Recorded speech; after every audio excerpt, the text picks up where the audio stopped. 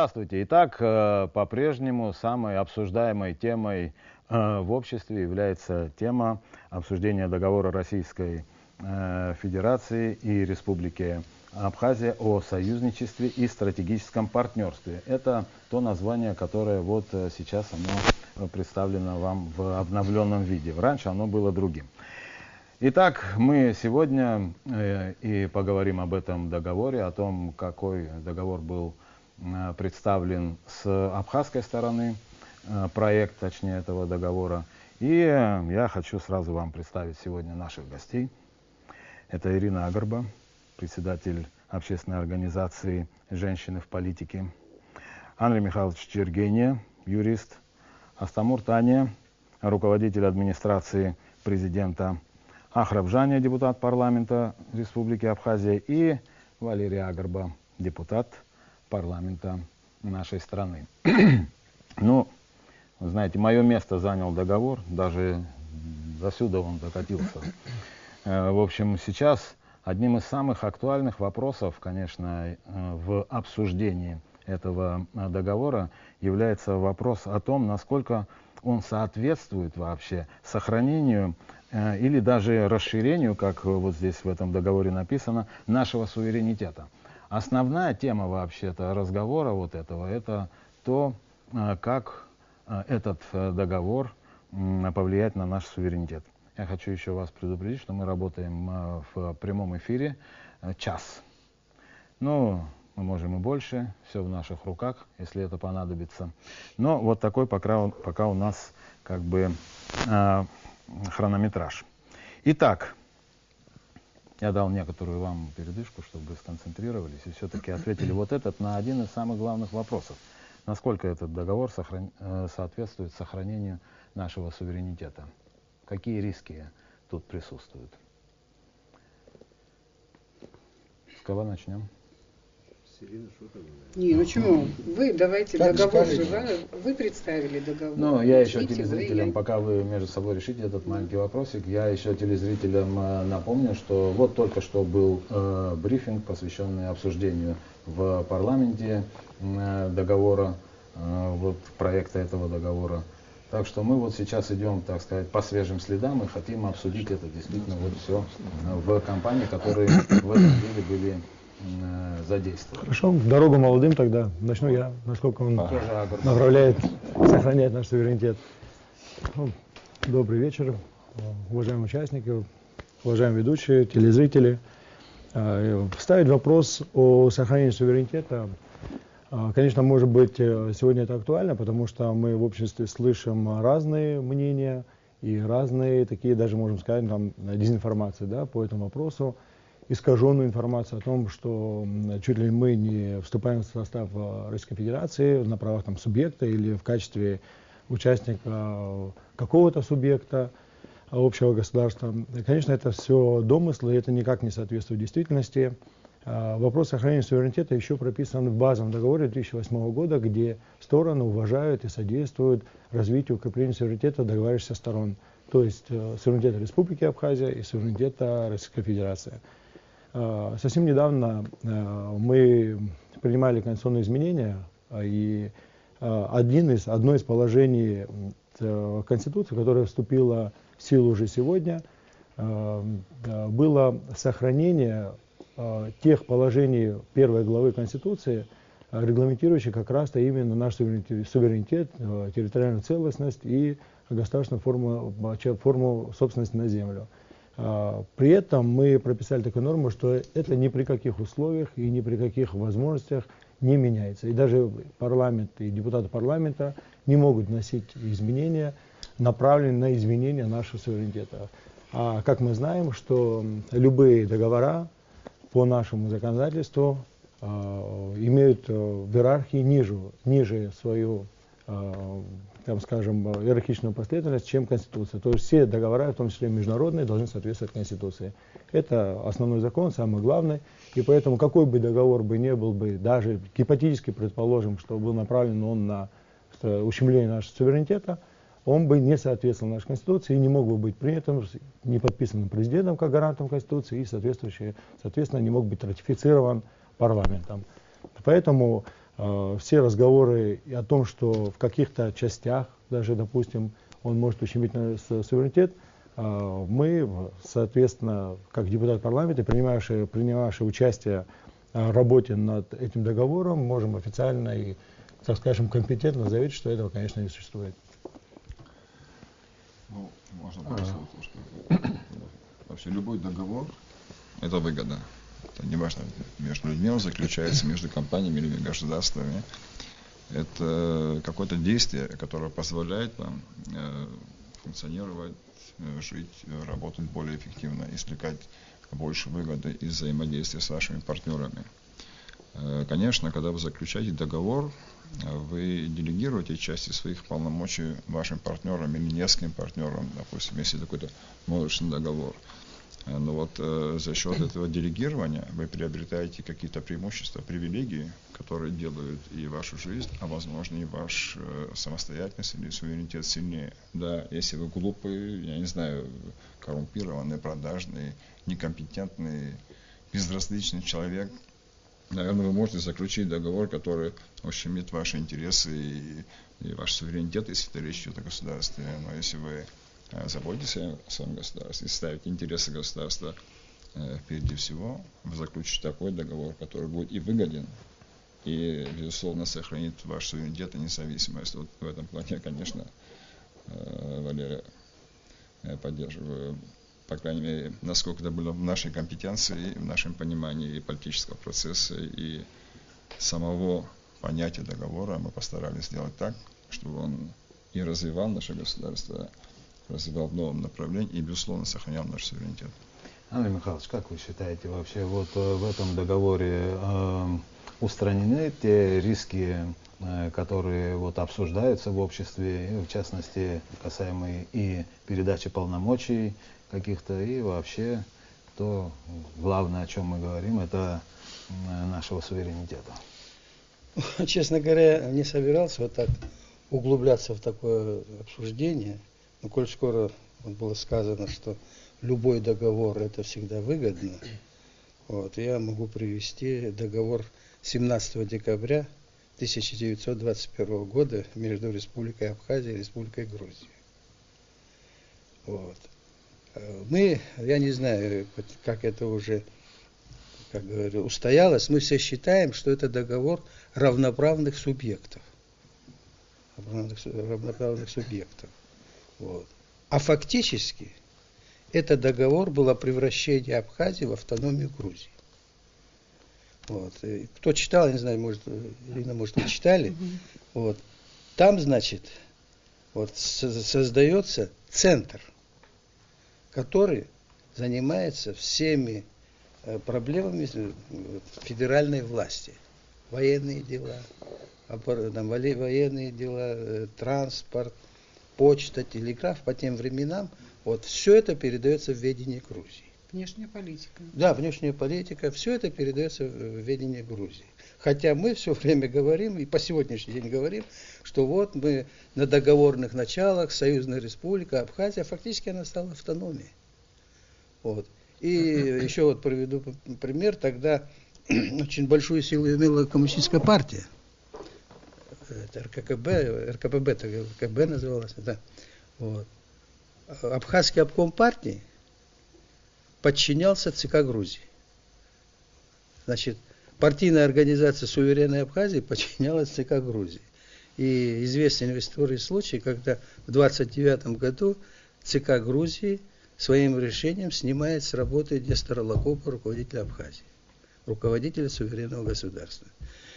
Не собирался об этом говорить. К чему я говорю? Не всегда любой договор этот взаимовыгодный, и поэтому говорить, что если мы договорились, если мы... разные силы существуют, разные влияния, поэтому утверждать, что любой договор это всегда хорошо, я бы не стал. Это первое.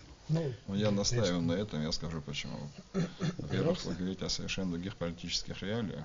Там, во-вторых, я не уверен, что тот договор принимали те люди, о которых я говорил, компетентные и ответственные. Вполне возможно, что его принимали некомпетентные, безответственные, конъюнктурные коммунисты. Вот вам результат такого договора. Я могу привести еще массу договоров с гораздо более плохими последствиями. Конъюнктурным не называл. Ну тогда не надо говорить, что договор это всегда. Слово Дело всегда. в том, что Любой нормальный договор это всегда выгодно. Договор всегда не Потом я продолжу. Пожалуйста, Андрей Михайлович, да, пожалуйста, завершите мысль. Попытался опровергнуть основной тезис, что раз договор, значит всегда полезен.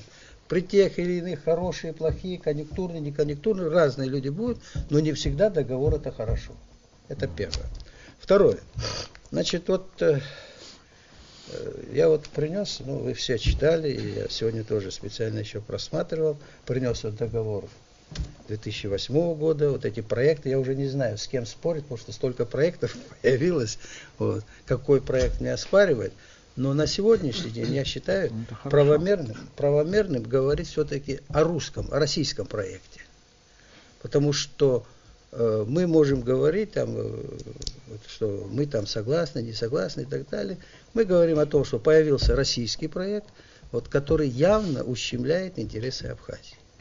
Вот сейчас, я еще раз повторю, ситуация, да, она напоминает ситуацию 21 года, когда был сделан первый шаг поглощения Абхазии, Грузии.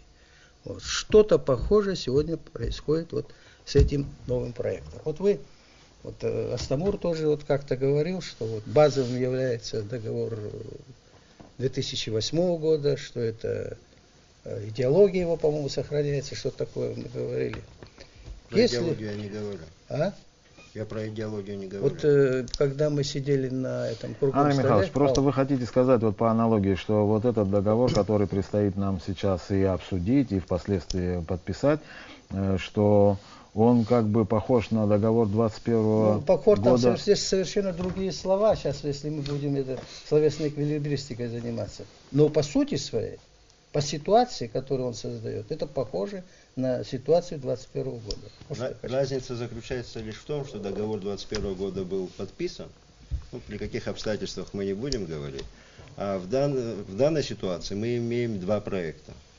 Российская Федерация прислала свой проект, и, поговорим. И представители руководства вот Абхазии, исполнительной законодательной власти выработали свой проект. В настоящее время существует два проекта. Вот сейчас предстоят переговоры российской и абхазской стороны, на которых мы будем искать поиск взаимоприемлемых решений. Так что сравнивать, мне кажется, это не совсем корректное сравнение договора 21 года и той ситуации, которую мы имеем сейчас. Нам никто этот проект не навязывает. Естественно, любая сторона в переговорах, она стремится максимально зафиксировать свои интересы. И то же самое будет делать и абхазская сторона. Более того, я хочу добавить, можно? Мы не можем обсуждать российский проект. Так нельзя. Михайлович, извини, пожалуйста. Напористый, горячий Я не понимаю, честно, каким образом мы можем обсуждать российский проект.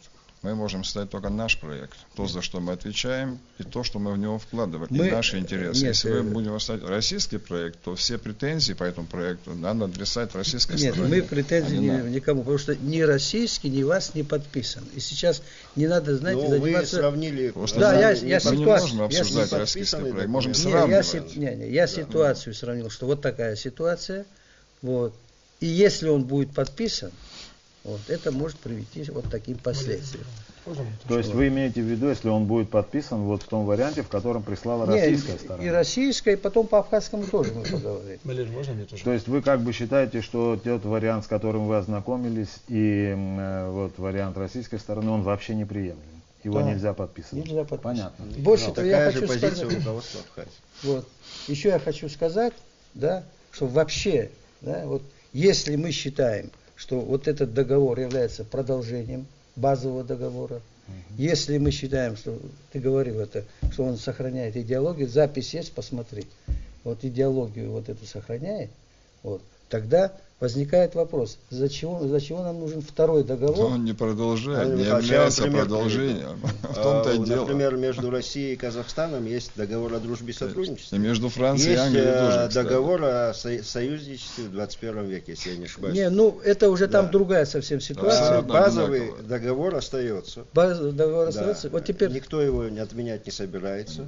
Более того, в проекте абхазской стороны написано, что этот договор основывается на договоре 2008 вот, года. да, это написано. Да. А вот ты мне скажи, есть ли какие-то положения в договоре 2008 года, которые препятствуют, да, заключению договоров, которые вот дальше должны быть подписаны? Вы рассматриваете этот договор в череде других Нет, договоров, нет, потом мы которые подойдем, мы да. и Вот, собираемся нет, подписывать. который вот препятствует. Дальнейшем. Это Если не мы последний договор. Нет.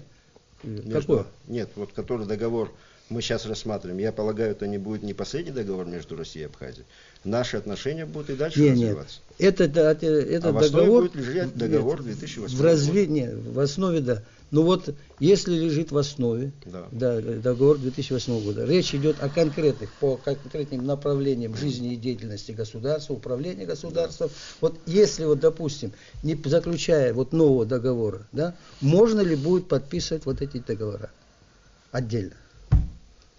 Препятствует договор 2008 года? Договор и этому договору не препятствует. Нет, я говорю, если этот не препятствует, тогда давайте будем отдельные заключать договора. Зачем новый договор? Вот, Я вам- Андрей я Михайлович, вам тогда- отвечу. я извиняюсь, давайте мы так прошу. скажем, если вот уточнять вот эту тему вообще. Мы же в хотим, чем, Валерий, как просто, Валерий, сказать, мне хотелось бы Мы дополнить хотим немножко по этому прокомментировать, вопросу. знаешь, мы немножко больше в теме, извини, ты Валерий, профи, если но мы позволите, тоже я что-то. просто Я добавлю хочу- так от я себя. хочу Я некую могу, ясность конечно, тоже тут внести, просто вам чтобы- микрофон переставлять, но телезрителям просто тоже хочется было принять понятно. участие в интеллектуальной Есть беседе. очень существенное отличие того примера, который приводит Андрей Михайлович от сегодняшнего проекта, то, что договор 2021 года был заключен в рамках существующего, мы знаем, другого государства, определенного политического режима, и как принимались решения, и под каким давлением, это вполне допустимо было, если такое имело быть место. Это договор, что определенно надо подчеркнуть, и как бы я начал даже свое выступление с того, что вот эти домыслы и разговоры о якобы каких-то слияниях и поглощениях, они не соответствуют действительности. Этот проект, как и 2008 года, заключается договора, предполагаемо, между равноправными, суверенными, независимыми государственными субъектами международного права. Как Российской Федерации, так и Республики Абхазия. То И есть он, в вариант, принципе, предложенный России, вот, нет, мы проект говорим, нового мы договора. говорим о проекте, который был разработан, во-первых, нами, а во-вторых, о том, в каком бы варианте, российский или наш, и неважно какой. И здесь не может быть речи о каком-то либо поглощении, потому что если бы это был бы договор, предположим, о какой-то, не знаю, вхождении или какой-то конгломерации или ассоциации, и там на разных условиях и принципах, тогда можно было предположить, что некая есть угроза поглощения одним государством, другим. Как вот было, как приводит Андрей Михайлович, что мы фактически стали автономией по решению ЦК Компартии Грузии и стали автономией Грузинской ССР. Это самого текста договора, с базовых условий 2008 года вытекает совершенно иное. И как бы хотите на правом языке, хотите на дипломатическом языке, это абсолютно некорректная формулировка. Ты и уходишь пример. от основного посыла. это просто Нет, именно общее туда. слово, Нет, я которое ты оспаривал говоришь. основной посыл, что любой договор полезный.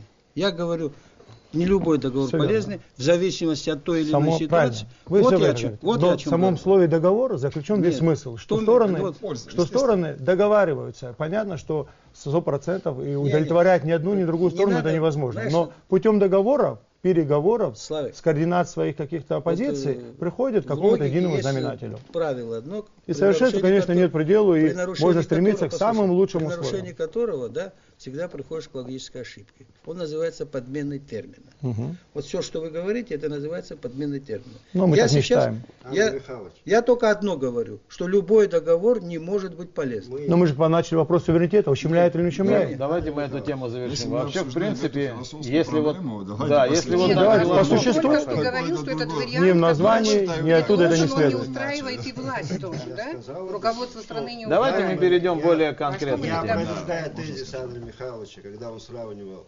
договор, который вступил в действие 2021 года, он сравнивает с проектом, который не подписан. Вот абхазское руководство заявило, что в таком виде этот договор подписан быть не может. Села и разработала свой проект. Астик, мы все время по кругу идем. Да. Я сказал, не любой договор полезен. Все, это на этом я закончил. Зачем заниматься фехтованием словесным? Вы все время возвращаетесь о пользе или вреде. Я сказал, что может быть договор, который не приносит пользу. Вот. Если он составлен некомпетентными людьми, тогда да, пожалуйста. Нет, вот я об этом говорю. Ну давайте мы чуть дальше продвинемся. О вреде, о пользе мы поговорили. Да, Ирина, вы хотели что-то сказать, добавить? Нет, но вы говорите, что вот этот вариант нового договора, что он неприемлем для руководства страны. Да. Вы говорите. Да. Да. Что вы тогда 27 августа в Москве глава республики сделал заявление, что в конце года будет подписан договор. Хочу у вас спросить, как у соратников президента, да, как у соратников его, которые 10 лет шли к власти, какой договор он обещал подписать в Кремле 27 августа? Какой договор? Договор, который мы обсуждаем, российский вариант? Или какой договор? Может, есть договор, о котором мы не знаем? Какой это был договор? Он знал вообще текст договора? Он был знаком? Нет, ну дайте сказать. Он знал или не знал? Вот спрашиваю. Президент ознакомился с проектом с российским проектом договора, если я не ошибаюсь, 12 октября. Да. А когда кандидаты в президенты, все, кстати, выступали во время предвыборной кампании, они говорили об общей концепции новых взаимоотношений, новых союзнических взаимоотношений с Россией. И очерчивали контуры этих возможных отношений. Это военно-политический союз, сотрудничество в социально-экономической сфере. И когда избранный президент Рауль Хаджимба был в Москве, он имел ровно это. В развитии этой идеи появилось предложение российской стороны. Мы также в развитии этой идеи представили свое видение новых взаимоотношений с Россией. Кстати, в нашем проекте это называется не договор о союзничестве и интеграции, а договор между Республикой Абхазия и Российской Федерацией о союзничестве и стратегическом партнерстве. Ну, во время избирательной кампании я очень хорошо помню, что проект договора уже имел хождение. И я, насколько знаю, некоторые кураторы, которые в Абхазии вообще разгулялись, они всем нашим кандидатам показали этот проект договора. Кто как реагировал, об этом можно было узнать из их выступлений. Сегодня можно проанализировать выступления кандидатов. И один из кандидатов постоянно говорил о новом качественном уровне во взаимоотношениях между Абхазией и Россией. И у меня создалось впечатление, что договор, который потом пришел в Абхазию, и который он объявил, что подпишет к концу года, это тот вариант, который мы недавно получили из России. Я думаю, если что он, зная, подписал, извините, если он, зная, что это именно с таким содержанием договор, это нам будет предложен, он знал об этом, я так думаю, я предполагаю, что он знал. Это очень плохо. Если он, не зная, но в целом понимает, что что-то мы будем подписывать, он это сказал, это тоже плохо. Ира, можно я вам отвечу? В результате мы оказываемся в тупике, наш народ оказывается подставленным, мы ничего оспорить, мы ничего изменить не можем, кроме нескольких слов. Ну давайте начнем, будем смотреть по статье, на что вы поменяли. Будем смотреть. Вот давайте тогда... Я извиняюсь. Во-первых, я хотел бы сказать, Ира, при всем уважении к вам, Ян Михайлович, мы не можем обсуждать сплетни, предположения и домыслы. Не можем и не будем этого делать. Мы есть обсуждать домыслы, анализируем то, о чем вы сейчас сказали, это сплетни, имевшие хождение. Мы есть обсуждать их не будем. Это никому не интересно, кроме тех людей, кто эти сплетни распространяет.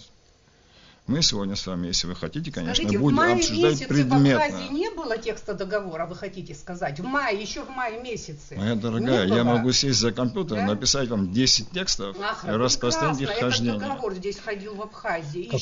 Я сплетни не обсуждаю. Давайте мы все-таки, учитывая то, что мы вместе делали заявление. Если вы думаете, что это кому-то интересно, я думаю, что вы сильно ошибаетесь. Так, я письмо написал. давайте мы перейдем непосредственно к содержанию содержанию самого этого документа, а вот эту вот предысторию мы как-то упустим. Ахра, то, что ты говоришь, там, что это договор является не договор, а вот эта вот тема. Можно я скажу? Я же вредная, я вам скажу. Да, Дело в том, что вы как раз таки, когда говорите, давайте, я тоже хочу, кстати, по статье начать здесь разбираться, хотя я не юрист и уже вынуждена во многих вещах. Ну да, мы просто некоторые сейчас мы не по статейно разберемся. К сожалению, в данной ситуации история появления самой идеи, протаскивания ее, лоббирования ее, создания этой тупиковой ситуации важнее, чем текст, который появился. Он результат определенных кулуарных обещаний, чтобы вы знали. Если обещание я даешь, этого не надо знаю, их честно выполнять. говоря. Может быть, вы об этом знаете, Я как знаю, что вот что-то можете сказать? Или Я не могу прокомментировать. я не могу тоже про потому что кулуарные. не Никто понимаю из просто. вас не может обосновать Это не будем, необходимость, ладно, в чем была Разве мы что-то подписание говорили? всеобъемлющего Мы еще ничего не договора. говорили даже, а может сможем. Меня Это же у нас не как раз договор вот это военного Я не могу соглашения, понять, это что вы говорите, всеобъемлющее. поэтому Это ничего не могу перекрывает вам базовый обосновать. договор Вот тогда один 2008 вопрос года. задам. Зачем мы себя обманываем? Слушайте, А? мы сейчас в Я кулуарах хочу один поговорим, вопрос вы мне задать. совсем другое скажете. Вы скажете, что это нельзя подписывать. Ирина, а здесь мы говорим, давайте мы людям, все-таки зачем как-то зрителей сохраним эту тему. Я сейчас никак не смогу с вами обсуждать тему кулуарных разговоров. Я бы хотел, чтобы мы поговорили о том содержании, которое есть вот в этом договоре. Ну, Поэтому давайте, совершенно по правильный вопрос, Ирина, вы сказали. Давайте. Да, о том, что собой, изменилось? например, вот первое, да, что изменилось, каковы Давайте. отличия, Вот, к Пусть они примеру. скажут, что они изменили. Я извиняюсь, вот Давайте. вопрос хочу задать. Анна Михайловна, Не давайте. был только Пожалуйста. вопрос. Значит, вот уже было сказано, в договоре вот 2008 года сказано, что будут о переходе на качественно новые отношения. Правильно? Ну, тогда это было понятно. Непризнанное государство стало признанным, и вот как два субъекта международного права заключили между собой договор, там правильный, с достатками, с достоинством, заключили. Теперь в новом проекте, и, кстати, и в вашем это остается, опять речь идет о переходе на качественно новые отношения. Так. Если Вопрос. здесь был понятен вопрос, понятно, что происходит, а здесь какие качественно новые отношения? Анна Михайловна, Может, я попытаюсь объяснить. Пожалуйста. это Основное. вообще вполне Два слова. распространенная формула. Почитайте Читал, аналогичные я договоры, читал, да. повышение качества сотрудничества. Согласен. И речь здесь идет о союзничестве двух государств. Мы добавили еще стратегическое партнерство. Нет. Вот вам и качество. Вот можно я, как Да, я да. понимаю, попытаюсь объяснить эту Пожалуйста, ситуацию? Вообще, то, о чем вы говорите, Анна Михайлович, и то, о чем вы спрашиваете, на мой взгляд, это стандартная международная ситуация, стандартная... Но повторять из Можно договора я в договор закончу? нельзя. Пожалуйста. Спасибо. Стандартная ситуация взаимоотношений стран. Я просто хочу вам какой-нибудь европейский пример привести. Вот, например, страны Центральной Европы там, или Западной Европы. У всех у них есть базовые договоры о дружбе там, и братстве, не знаю, как хотите называете.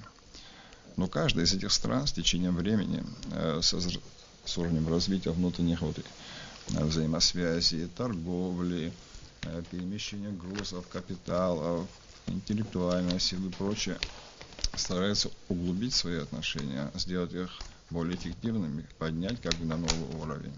И поэтому они заключают массу новых договоров. И для В этого нужно частности, создавать уполномоченные органы, Ира, совместно вы знаете, что координационный центр. я вас не Ну, почему? перебивал, я вас попросил, вы тоже себя не опять при всем моем к вам уважении. Ничего тут страшного нету, даже если Нет, дама ну, перебьет. знаешь, вопрос, Продолжим. который мне задала Ира, совершенно не очень не вяжется с тем, что я говорю, поэтому я бы просил в этом контексте меня не перебивать. Я хочу вам привести для примера, например, Шенгенскую зону.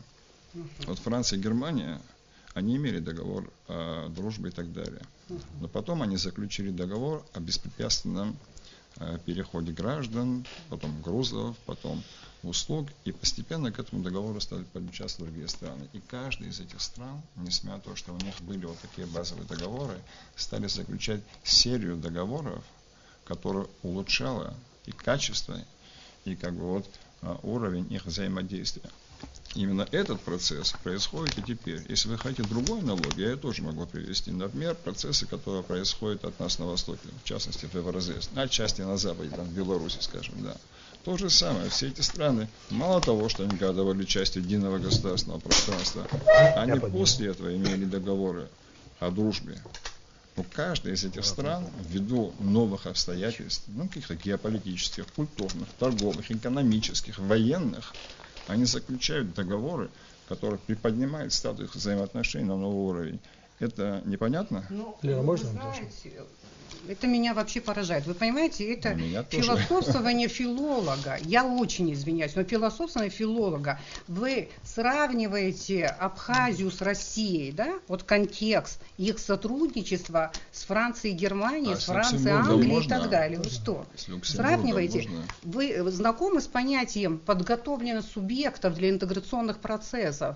Вы рассмотрели один из примеров интеграции, да, интеграционных процессов. Вы же сами испугавшись, кстати говоря, в проекте новом, который предлагаете, слово интеграция полностью исключили. Но то, что вложено в этом варианте, который вы хвалите, что говорите, что вы переработали, кроме слова интеграция, там еще кое-какие положения, практически вы ничего, вы концепцию не смогли поменять и не сможете, и прекрасно вы об этом знаете. Я выписывала, вот смотрите, пожалуйста, вот, слово интеграция услышать, исключили, я читала аккуратно, Закавказский регион заменили Кавказским регионом, согласованная внешняя политика, на скоординированную внешнюю политику, очень большая разница. Совместное командование вместо объединенное командование. Совместный координационный центр заменили на информационно-координационное. Гармонизация на сближение. Вы считаете, что в этом вот есть я могу вам помочь, там еще есть масса слов, которые мы заменили, но главное, Ирина, что мы заменили понятие. Лер, можно? Давайте мы вот ответим на этот вопрос. Позвольте пару слов. Что ж там отвечать, слушайте, Если позволите. игра слов. Если в вы мне основном дадите концепции сказать, не что я меняются, бы хотел дух бы... договора остается. Российский вариант договора, который мы получили, он изменился, может быть, на 1%. И то нет уверенности в том, что даже в таком виде, в таком варианте, как вы предлагаете, что российская сторона вообще согласится это Давайте, принять. если позволите, Зачем давайте себя мы приведем обманываем? несколько примеров. Никаких Я хотел бы домыслов сказать... нет, здесь лежит договор, который вы переработали. Хорошо, не переработали. я хотел бы сказать, если возможно, что... Пожалуйста. Вот по предложению Андрея Михайловича, конечно, хотя Андрей Михайлович хотел бы нас обвинить в том, что мы занимаемся подменой понятий, но вопрос о качественном содержании, об этой формулировке, я надеюсь, не является самым важным здесь для обсуждения. И думаю, что он никак не ущемляет наш суверенитет. Поэтому, если возможно, давайте лучше перейдем к тем вопросам обсуждения, которые волнуют наше общество. Это такие вопросы, там, как пенсионное обеспечение, свобода перемещения, армия, какая правоохранительная деятельность, совместная политика, также координационная. Если мы к этому перешли бы, к этому вопросу, то мы могли бы уже предметно говорить и поставить известность нашего общества о том, какие есть преимущества, какие, да, или какие там угрозы есть. Вот это мы в режиме могли бы... Что было изменено в сравнении с договором и с версиями? Вот, значит, все-таки, вот, когда качественное изменение, да, оно может, вот, как говорится, и в одну, и в другую сторону. Оно может двоякое звучание иметь. И так, и сяк. Поэтому все зависит от того, какие будут затем следовать Поэтому, тексты. чтобы мы не говорили о форме, давайте лучше по содержанию Какие пройдемся. будут К ухудшению это качество ведет или к улучшению? Какие будут следовать? Первое, вот, я считаю, что первое, что надо было делать, я уже об этом говорил, еще раз повторяю, что надо принимать было, да, вот, решение в пакете. Потому что если в пакете... По направлениям, да? По направлениям, да. Вот нам говорят, что надо вот срочно и так далее, время отлагательства не терпит. Вы же видите, там какие сроки установлены, где месяц, где 2, а конечные 3 года. По всем направлениям ведомственные соглашения, развитие. Да, развитие и так далее. То есть срочности как таковой нет. Нам же говорят, что вот надо вот срочно, потому что вот ситуация изменилась, на Украине воюют, еще где-то там, кто-то к границе приблизился. Можем ответить. То есть, Андрей Михайлович, вы считаете, что пока не будут отраслевые соглашения, проекты приняты, нельзя принимать это? Да. Но тогда по такой логике, по вашей лоgiке, надо понимать, что договор базовый о взаимопомощи 2008 года не надо было принимать, пока не были разработаны 80 проектов соглашений, которые были приняты позже? Нет, послушай сюда.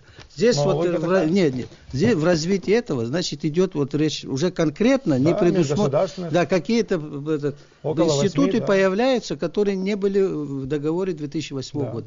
Первое, вот это то, что мы неоднократно говорим, уполномоченные стороны. Я считаю, что прежде чем говорить там, вы формулировку немножко изменили, там было написано, вы формируют, что ли, сделали? Да. Определяют здесь. Определяют, да, там. Это речь идет назначают... о министерствах и ведомствах Республики Нет, Абхазия. речь идет о министерствах и ведомствах, да. Они и на сегодняшний день так действуют. И на сегодняшний день так действуют. Если министерство, ведомство Абхазии какие-то вопросы решают, да, с Россией, они едут туда, министр или кому поручено, решает и так далее. Это почему-то вносится вот сюда. А что смущает? В термин уполномоченного органа? Да, почему? Потому надо будет сказать, что это такое, там, какие полномочия, как принимают они решения. Анна Михайлович, Это если честно, с ваших уст, а я вас знаю как специалиста в области конституционного права высокого уровня, что такое уполномоченный орган, это элементарно. Это в каждом законе. Дайте пояснение этому вопросу. Уполномоченный орган, говорите про уполномоченный давайте я орган. скажу. Нет, Славик, подожди. Какой термин? Такой термин употребляется и в законодательных актах, и в международных двусторонних договорах. И даже это, грубо говоря, просто сказать, это министерство, ведомство, в Российской Федерации может быть это агентство, департаменты. Ну, представители там соответствующие, я не об этом говорю. Раз у нас внесли это понятие в международный договор, Да. вот, да, должно быть указано, что это такое. Хотя бы положение какое-то, что они будут То есть делать. указать, это министерство, ведомство или агентство? Нет, не министерство ведомства. Гласами, Какие да. вопросы они будут решать и как принимать решения. Это будет в тех развивающих Нет, договорах, отраслевых соглашениях, а там будет порядок, Не, а полномочия, зачем записали функционировать, тогда? тогда Зачем? будет. А что, если это здесь не записать? Точно так же, как и базовых, где Нет. идет отсылочное За каждое направление. направление отвечает уполномоченный орган. Я понимаю. Нет, давай не будем. Да, это но я понимаю, я же не Вы оспариваю. предлагаете же перечислить. Уполномоченными органами являются Министерство обороны Республики Абхазия, Министерство обороны Российской Нет, я Федерации. предлагаю. Я Министерство предлагаю, иностранных что дел. полномоченные органы решают такие-то, такие-то, такие-то вопросы по соответствующим направлениям их деятельности. И как они, потому что в итоге что получается? Что вот мы вот сейчас в таком положении находимся, мы в качестве просителей. Правильно?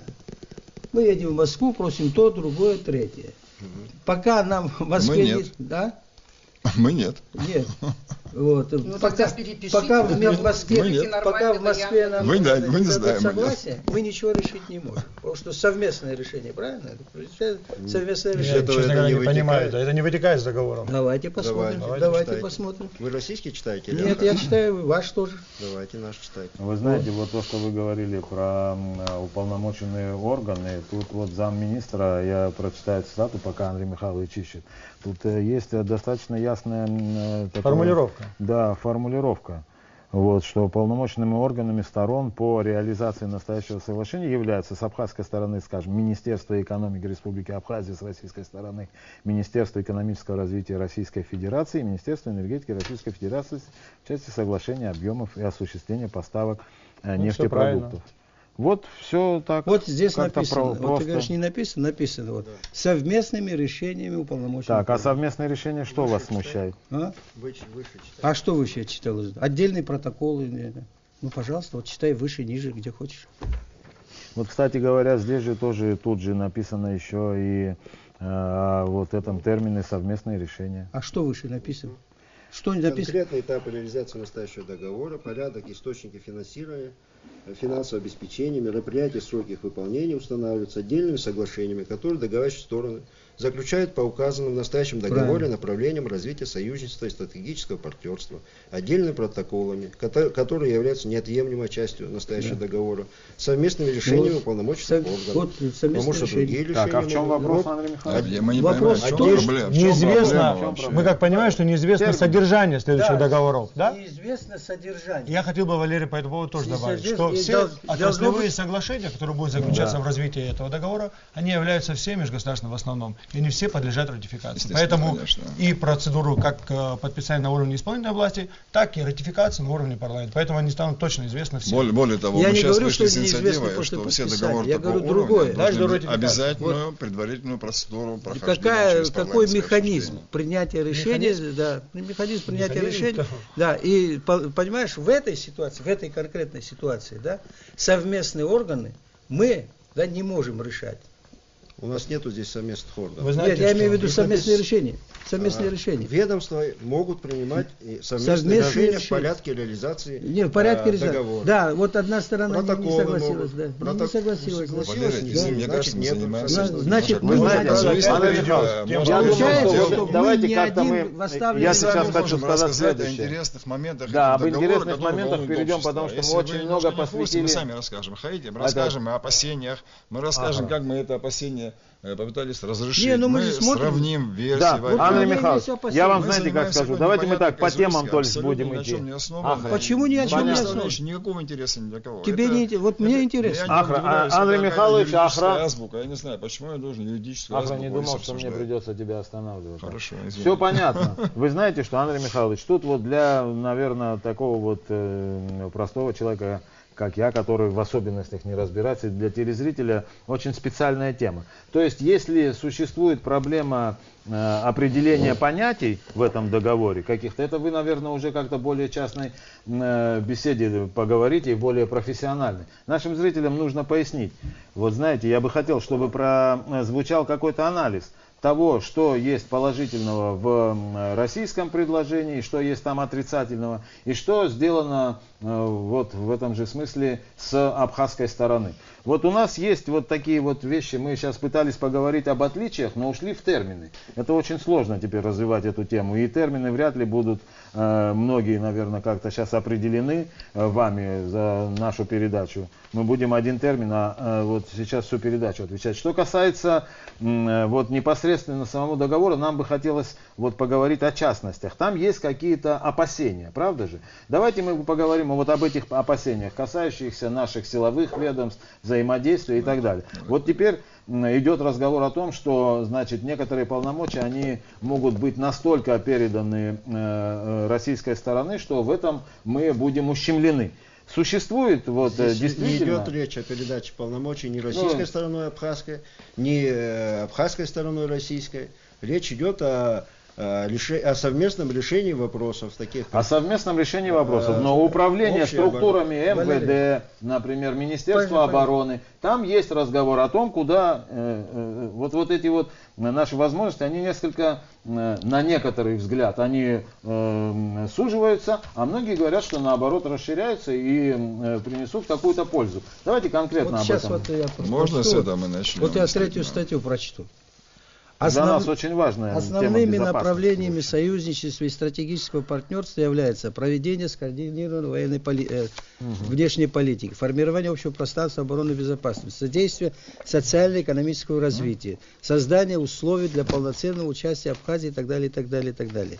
Вот все эти вопросы, не могут быть решены без решения уполномоченных органов. Это и ниже написано, кстати, и по МВД, когда идет, тоже посмотрим, там тоже это есть. Можно прокомментировать? Да. Пожалуйста. Спасибо.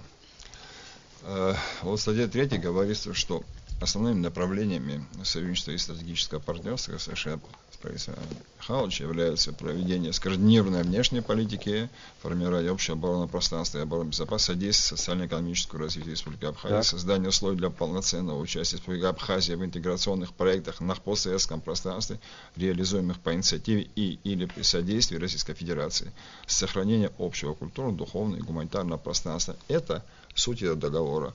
И хочу вам сказать, что суть этого договора определяется не уполномоченными органами, а народами наших стран через своих представителей, то есть через президента. Это волеизъявление конкретная реализация этих направлений будет производиться уполномоченными. Я прокомментировал ваш тезис. Я прокомментировал ваш тезис. Взаимодействие двух государств, Российской Федерации и Республики Абхазия, а не внутренней политики Республики Абхазия. Речь-то идет вот Речь, когда идет о скоординированной политике, например, это же не только обязательство Республики Абхазия, это обязательство Российской Федерации. Послушай, в рамках речь этого идет, союза речь идет о другом. О содействии социально-экономического развития. Это чисто внутренняя политика. Да ничего подобного. Ну как социально-экономическое развитие? План Маршалла являлся один из примеров такого сотрудничества. Я что не помню, что кто-то в мире его осуждал. План маршала или как? Ну, это другое. Это после войны. Суть не изменится. Нет, послушай меня. Вот. Речь идет о том, что там было государство ФРГ, они там решали, сами решали, им давали, они решали. А здесь речь идет, что сами они решать не могут. Вот, я нигде такого не прочитал. Можно я продолжу по поводу координированной политики дальше? Послушай меня. Если вот этого не прочитал, тогда надо разъяснить. Я не прочитал, потому что этого там нету. Нет, надо разъяснить. Вот у меня сомнения, и у многих сомнений. Надо разъяснить, как действовать будут уполномоченные органы, как будут принимать решения, на какие сферы их эта деятельность будет распространяться, на ту, которую Россия оказывает нам помощь, или вообще в целом, потому что из этого не вытекает, из этого не видно. Андрей Михайлович, я просто, честно говоря, не понимаю, потому что когда заключаются подобного рода договоры, они заключаются ровно по такой схеме, что определяются уполномоченные органы, которые отвечают за сотрудничество в той или иной сфере. Вот между Министерством торговли, допустим, или, допустим, Министерство иностранных дел встретились, обсудили какие-то угрозы безопасности. Вот вам и контакт уполномоченных Министерство органов. торговли не будет обсуждать угрозы безопасности? Дальше. Нет, я говорю. Нет. Я же не говорю, что Министерство торговли. Каждый за свою сферу отвечает. Каждый определяет самостоятельно внешнюю политику. Допустим, возникла угроза безопасности Абхазии или России. Встречаются уполномоченные органы. Это будет наркомат иностранных дел и Министерство иностранных дел, допустим, сели и обсуждают эту проблему. Названия уполномоченных органов могут меняться, поэтому их названия не указываются, как правило, в таких текстах. Я же не о названии говорю. Я не о названии говорю. Здесь не идет речь о распространении компетенций этих органов на нас, а наших органов на них. Что значит социально-экономическое развитие? Это не внутренние вопросы Абхазии? Оказание содействия. Российская Федерация. Содействие, да. Российская Федерация берет на себя и это будет решаться совместными решениями уполномоченных органов. Вот о чем речь. Вот если мы говорим о уполномоченных органах, например, МИД, в продолжении вашей темы о уполномоченных органах. О МИДе я вообще не говорю. Я хочу сказать, вот здесь вот у Ирины был вопрос по поводу скоординированных или какой-то второй термин согласованных. Вот я хочу вам небольшую... Да, совершенно верно. Это вы спрашиваете, и некоторые наши друзья спрашивают. Я вот хотел бы дать такой небольшой комментарий. В процессе работы над нашей абхазской версией этого проекта, была рабочая группа, собственно, парламентская, потом была как бы совместная рабочая группа, в которую вошли и министры, и силовики разные, в том числе и Министерство иностранных дел в лице министра и юриста этого ведомства. И вот там у нас стал вопрос. Нам не очень понравился термин согласованная внешняя политика, хотя этот термин используется в некоторых договорах вот Евразесовской зоны. Казахстан, Россия, политика в области но нам показалось, что этот термин, он такой, как бы, мы должны каждый шаг согласовывать. Про Евросоюз говорю. Осторожно, почему ты перебиваешь? Вот даешь возможность мне сбиться этого с ритма. Нам показалось, что этот термин, он слишком с такой зависимостью создает, что ли, по каждому. И министр иностранных дел после консультации, сверки с терминологией, он нам посоветовал вот такое, что давайте сделаем скоординированная политика. То есть мы как бы находимся в общей вот такой строе, в общем пространстве, в общем ценностных каких-то ориентирах, региональной или, возможно, там какой-то большей политики, но тем не менее мы оставляем за собой, не согласовываясь по каждому вопросу. Без жестких обязательств. Конечно, проводить, скажем, политику в направлении Северного Кавказа или, скажем, я не знаю, Малой Азии, Ближнего Востока. То есть именно поэтому такой термин появился. Но вы ничего не сможете. Мы ничего не сможем самостоятельно. После того пройдет согласованное, да, вот это их термин, да, а вы предлагаете скоординированное. Я не знаю, какой из них пройдет, вообще, если этот договор будет подписан. Я понял, можно я продолжу? Самостоятельно вы ничего не сможете, мы не сможем. Что я должен сказать? Сказать, да, мы ничего не сможем. Вот я хочу продолжить. Будете спрашивать каждый раз, а можно? Ира, вот продолжая аналогию, я хочу вам сказать, что эта терминология и вообще этот подход не является нашим абхазским велосипедом. Если вы возьмете, прочитаете все договоры Евразийского пространства, везде вот этот тезис проходит красной нитью. Более того, указывается то пространство, на которого совместная или согласованная, скоординированная политика распространяется. Но вы нас не сравните со странами, которые уже получили международное признание. Я про это тоже вам скажу. Ира, я про это тоже скажу. Я понял. А мы что? 243 тысячи человек. Если это аргумент ваш, Ира, если это ваш серьезный аргумент, я на него отвечу. Пока позвольте мне закончить мою мысль. Хорошо, я тоже вам скажу. Я хочу закончить мысль, можно? Как-то вот постоянно. У вас там морду, Ира меня перебивает. То есть определяется и регион, на который вот эта вот скоординированная или согласованная политика определяется. Совершенно верно вы заметили, что в российской версии нам предлагали Закавказье, то есть то, что вот современная терминология называется Южным Кавказом. Это там Абхазия, Грузия, Армения, там Азербайджан. Да? Но кстати, тоже по согласованию вот, с представителями президента и Министерства иностранных дел, сказали, что у нас есть собственные интересы и на Северном Кавказе, Карачаево-Черкесия, Кабарда, там и так далее, и так далее, и так далее. Поэтому мы вот здесь, вот эту зону вот их стратегических наших интересов определили как Кавказ, весь Кавказ, а не Закавказье. Теперь, что касается вот вашего вопроса, неужели можно нас сравнивать с кем-то? Я не считаю, что мы дурнее кого-то. Я не считаю, что наши специалисты, которые, кстати... Я боюсь, что мы так закомплексовали свой народ, что... Да. я буквально на днях, подождите, я оторвусь все равно. На днях манипуляция. Кстати, я со студентом, и слава Богу, сколько патриотизма пытаюсь вложить. Сейчас подожди. Когда мы начинаем заниматься манипуляцией общественного сознания, используя телевидение, я понимаю, что я один канал сегодня в вашем распоряжении, и второй канал, и так далее. На днях выходят силовики в эфир. В народе только это обсуждается. Руководители наших силовых структур. И генерал армии говорит, что у него армии нет. Царство, а някак Шербахадзози и Нихоз и Зимамьяр. И Перхага до Заримов. А генерал он какой армии? Я вот этот вопрос хотел бы тебе задать. Потому что мы сейчас тоже занимаемся манипуляцией, да? Министр МВД не знает, о чем говорит, председатель СГБ не знает, о чем говорит, а генерал армии говорит, что у меня армии нет.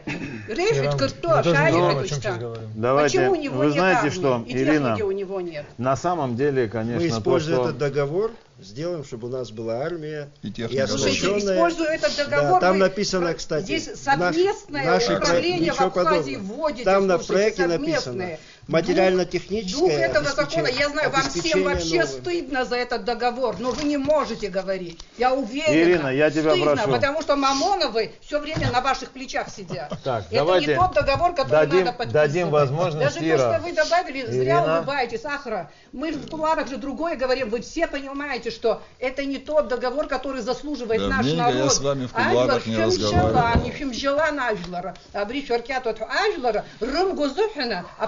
За 5 миллиардов рублей не надо. Это цена вашего проекта, вот этого договора. Не надо продавать Абхазию. Ирина, вы знаете, что... Я вас прошу, пожалуйста, теперь давайте... Я могу это спокойно сказать. Если все сегодня готовы продаться просто, вот за какие-то, даже не хочу перечислять, мне даже стыдно вообще, мне стыдно, что мы об этом говорим. Не буду говорить специально, потому что я знаю, что вы этим манипулируете обычно людьми, когда вы им говорите «Абри халар абри шоует», «Ари халар ари шоует», «Ани халар ари шоует». Когда вы к власти шли, как вы говорили? Мы сами... Ангва посадил на иглу российскую нашу экономику. А что вы экономикой не занимаетесь? После 24 августа кто из вас сказал, что у нас начнутся перемены? Где перемены ваши? Где реформы? Чем вы занимаетесь? Так, теперь вы давайте мы... занимаетесь, Ирина. и обманываете наш народ. Наш народ, я надеюсь, что многие, большинство, по крайней мере, особенно матери, которые потеряли своих сыновей, они вам не дадут уступить наш суверенитет, а вы уступаете, вы не очень уверенно себя чувствуете, я это чувствую, и не такая я, чтобы вы думали, что только слышу себя и вижу себя, все это время я изучаю ваше поведение, вы в шоке от этого варианта. Давайте мы дадим им все-таки слово, вы в шоке от этого варианта? Вы считаете, что этот вариант, вы в шоке, объясните, пожалуйста, свою позицию. И, Андрей Михайлович, ну, мы сейчас удаляемся от темы обсуждения, Ирина, но ты сейчас сказала много им, мы же не перебивали тебя, все уже. Даже учебник по истории Абхазии с определенными темами в школах дать своим детям скоро не сможете. Вот пройдут годы, вы вспомните Ирину Агрбу, вы не сможете. Вы, если про Кавказскую, вы на сегодня не имеете права говорить, и про Махаджир уже рот затыкают. Вы никогда не сможете. Да никто не затыкает, но зачем вы так говорите? Ну это же неправда. Что? Ну как, кому тут кто-то рот затыкает вообще насчет Кавказа и взаимоотношений? Давайте мы вернемся все-таки к этому. Давайте мы вернемся к теме. Давайте вернемся к теме. Андрей Михайлович, по теме... Нам не нравится, она стала уже не по плечу нам. Ирина, у тебя очень много упреков прозвучало. Дай возможность тоже как-то по этому поводу высказаться. Говорить не хочу, я вот все-таки послушать хочу. Вот какую роль будут играть вот уполномоченные органы во внутренней политики в управлении внутренним государством. Давайте точку на этом поставим. Вот Какую давай. роль будут играть, и не означает ли это, что слишком большими полномочиями будут наделены Наши эти уполномоченные органы? органы будут заниматься нашей внутренней политикой и внешней политикой. Точно так же, как уполномоченные Российской Федерации будут заниматься своей внутренней и внешней политикой. Нет, в России мы о России не говорим. Речь идет о том, Здесь, что в Абхазии, чем они будут в Абхазии заниматься? чем будут заниматься. О каких В Абхазии уполномоченных ничего органах не вообще будет. идет Как не речь? будут, они будут совместные решения принимать по абхазским вопросам, не по каким Там не по другим. абхазским вопросам. Нас интересует Речь идет, там выше перечисляют соглашения, Нет. протоколы, совместные решения. Какими Совместные решениями я будет могу приниматься? Привести пример. Ну, давайте. Вот, допустим, Вот еще одну вещь хочу сказать. Можно? взял не перебивай. преступник, перебежал с российской стороны на абхазскую сторону. На абхазскую сторону. Уполномоченный орган России информирует наш уполномоченный Аси, орган, ты сейчас принимает здесь- совместное решение, Послушай меня. поймали, Андрей Михайлович, экстрадировали. давайте Нет, теперь ты вообще в сторону это ушел, ты понятно. даже не Не-не-не. понимаешь, о чем Андрей Она Михайлович, понимает, вы что я удалились Есть в этот договор, термин, есть давайте договор. мы что-то для телезрителей Вообще, тоже ты объясним совершенно вообще не по то этому говоришь. договору. Я тоже Вообще, хочу Ирина сказать, сказала, еще хочу вот объяснить. Ирина сказала, что этот договор Вообще, абсолютно нам не нужен, что он в конечном итоге нанесет Вот, вред. можно То, что я вы отвечу? с самого Это начала... договор рассчитан на Понятно. вперед для Мы все полной поняли, инкорпорации Ирина. Абхазии в Значит, состав то, что вы в Российской самом Федерации. начале сравнивали его с договором Это один 21 этап, и года дальше с Грузией, новый скачок. тоже говорит о том, что вы и как Ирина считаете, что этот договор это значит постепенное... Да, один из этапов. Там Да, прямо один и из написано, этапов. да. То есть это вы даже назвали это первым этапом. Теперь по этому поводу мы все определили. Это ваше мнение. Оно такое существует. Вот Ирина тоже очень эмоционально высказалась по этому поводу, что собой представляет договор. Давайте мы как-то перейдем к тому, что этот договор вообще, какие он возможности предоставляет. Давай. Какие возможности? Только я прошу, пожалуйста, Ирина, дадим им возможность высказаться. Какие возможности он предоставляет и какие угрозы с вашей стороны, как вы считаете, в нем до сих пор существуют, что нужно удалить? Нужно ли это вообще? Вот стоит вопрос тут, быть или не быть этому договору. Я так понимаю? Но они же не пришли на передачу, чтобы сказать, что там есть угрозы и опасности. Ну а Это для понятно, чего? что у них Ирина, такая я позиция, понимаю, что они вы должны считаете, эту что мы позицию сейчас защищать, все понимаете? здесь выполняем Я свободный чью-то художник, я могу функцию. защищать эту позицию. Они, я вас уверяю, не могут. Можно, Они если просто нам не могут, дадут и они слово, знают, почему мы они не могут. можем хоть попробовать. Представитель, между прочим, тоже народа, он депутаты, это тоже депутаты, они тоже в чем-то похожи на свободных художников. Очень. Единственное, что за ними стоят их Особенно, когда избиратели. сотрудничают с некоторыми Я хочу товарищами сказать, из России. я хочу целыми сказать, что Ну, сотрудничают с Россией, мы раз, все сотрудничают с Я Россией. не имею Давайте в виду- по существу. я хочу Я сказать, по понимаю, существу, если пожалуйста. позволите, да, по поводу возможных угроз, необходимость и так далее. Мы видим и наблюдаем о том, такие процессы сегодня в мире, когда идут некие интеграционные процессы. Мы это наблюдаем, очевидно, и тому подтверждение образования, хотите военных, хотите политических блоков, хотите экономических блоков, и эти процессы идут, и они не зависят от нас. Они происходят по своим законам, по своим интересам, по своим геополитическим каким-то стандартам, по каким-то условиям.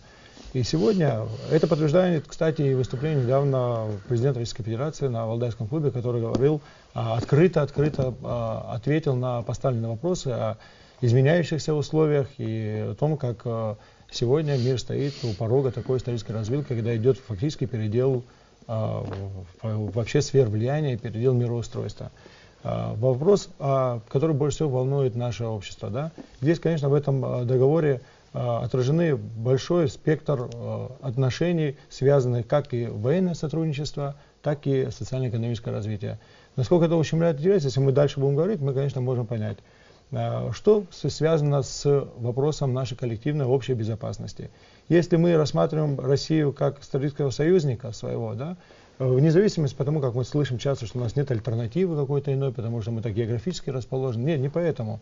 А потому что мы сегодня действительно выбрали именно Российскую Федерацию в виде своего союзника и стратегического партнера.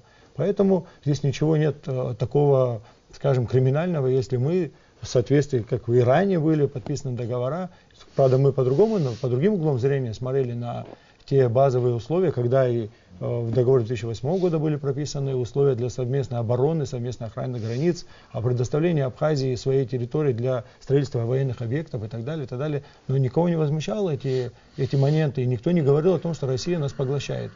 И как если можно я но договорю, этот монолог, если я позволю. очень извиняюсь. Монолог, это он это- У вас человек тоже был сегодня Я сегодня вообще. говорю. Ну, Ну, почему? Ирина, Извините, подождите, дайте сегодня он пусть договорит, возможно, потом я я скажу. продолжу. Нет, Я не договорю, а буду потом вы давать, будете. потому что Одну соглашение фразу. 2009 Ты года, говоришь о соглашение, том, они чего мы не убивались все эти оспариваем. годы, говорили, зачем военная Валерий, русская ты говоришь о база том, там чего мы стоит не и так оспариваем. далее. Валерий, А сегодня... если позволите. Так, Андрей Михайлович, вы не оспариваете? То, что Валера, Договор. можно передачу вести или Пожалуйста. Можно я я хочу, можно чтобы Валера договор? закончил. Можно его не перебивать. Просто здесь Меня, поставлен пожалуйста. изначально, Понятно, эта тема очень изначально серьезная. поставлен Я вопрос. понимаю, нет аргументов. Изначально но не надо поставлен вопрос криком Да, решать ему эти сказать. вопросы. о Ну, что такое? якобы угрозе и поглощении российского. Вот Андрей Михайлович это прямо говорит о том, что этот договор представленный несет нам угрозу. Мы вырабатываем свой проект.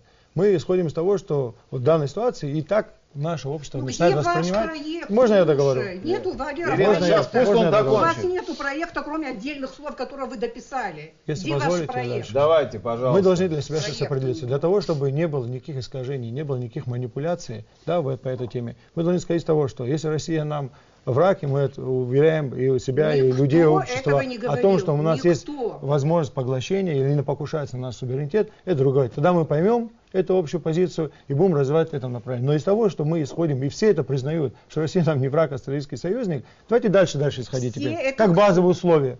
Ну вот Анна Михайлович говорит о том, что никто, мы не, понимаем, что никто не Россия говорит наш о том, что стратегический- За это нас наш не стратегический надо союзник. говорить. Да? Это, Послушай, не, я не за вас, я говорю от Не, вас. послушай меня. Можно дальше Сейчас он скажу, закончит. если Ну, ты возможно. говоришь, что Но вы не точно даете важно. разговаривать. Буквально 30 слушайте. секунд, Вы не даете минута, говорить. закончите. Не И надо мы должны обманывать здесь определиться. зрителей. Я как раз-то Впечатление, никого не собираюсь обманывать, а вот именно телезрители хотят знать, и от нас, как и депутатов парламента, тоже требуют этого ответа. Определитесь, в конце концов, поставьте вопрос. Мы сотрудничаем с Россией, да? Союзничество у нас государство для нас стратегический партнер или нет? Граждане Абхазии, стремящиеся всегда, жившие в блокаде 20 лет, и вот эти очередя бесконечные людей с детьми Слушайте, и вы перехода этот товаров. договор Подождите можете минуточку. назвать 2 секунды. как угодно, но то, что Могут вложено, иметь это право не на свободный союзничество, проход это не через границу, союзничество. имеют право Ирина, на ваше свободу. понятно, да. Имеют право сегодня наши граждане, которые нет, мы сегодня не можем предложить, к большому сожалению, что мы не создали условия для того, чтобы мы сами платили зарплаты и пенсии, и социальное обеспечение, и медицинскую страховку, и медицинское обслуживание. И наши граждане едут сегодня в Грузию на лечение. Почему? От хорошей жизни, от Хорошо. безальтернативной. Подождите Славик, 2 секунды. Славик, во время А выборов какую вы несет так не это нам, говорили. а какую несет это нам Ну, угрозу? и Мы сейчас о Вы договоре дайте говорим. сказать. Ирина, Ну, Хотите сказать? Вы же хотите А услышать, где чтобы ваша они о экономика, договоре. Вы которую можете, собираетесь да, я создавать? договорю, Где Ирина, ваша а вы потом экономика? можете, Не а вы надо потом можете людей задать дурить. вопрос. Люди Я будут никого не работать, дурю. зарабатывать и не будут свою Я страну никого не продавать дурю. деньги за 5 миллиардов И рублей. это вопрос Никто не нашего будет народа. продавать Да, никого это за цена 5 вашего миллиардов. Это вопрос, все прекрасно закончите знают. Эти громко. все условия. Я не, Лоббисты утвердите. нашлись то, что мне вообще. кричат, чтобы меня услышали, Вся что ли, власть или стала перекричать лоббировать кого-то этот здесь. договор. Ирина. Сначала кричали, а сейчас они лоббируют. Давайте просто Кто не вас так даете- обработал? вы просто Слушайте, не за этот даете- короткий период времени сначала вы все это Вы вот так знаете, кидали, что? мы не будем Вы рассматривать. знаете, Ирина, что мы я сейчас ничего не все-таки кидал, говорим о я договоре. ничего нигде не Если кидал. вы хотите высказать свою точку зрения, то, пожалуйста, уже в конце, как-то я не- дайте в конце возможности скажу, Валерий, другим высказать. я ничего нигде Мы не кидал, а заканчивать приносил будем передачу, пользу потому что своих. мы крутимся все время вокруг одного и того же.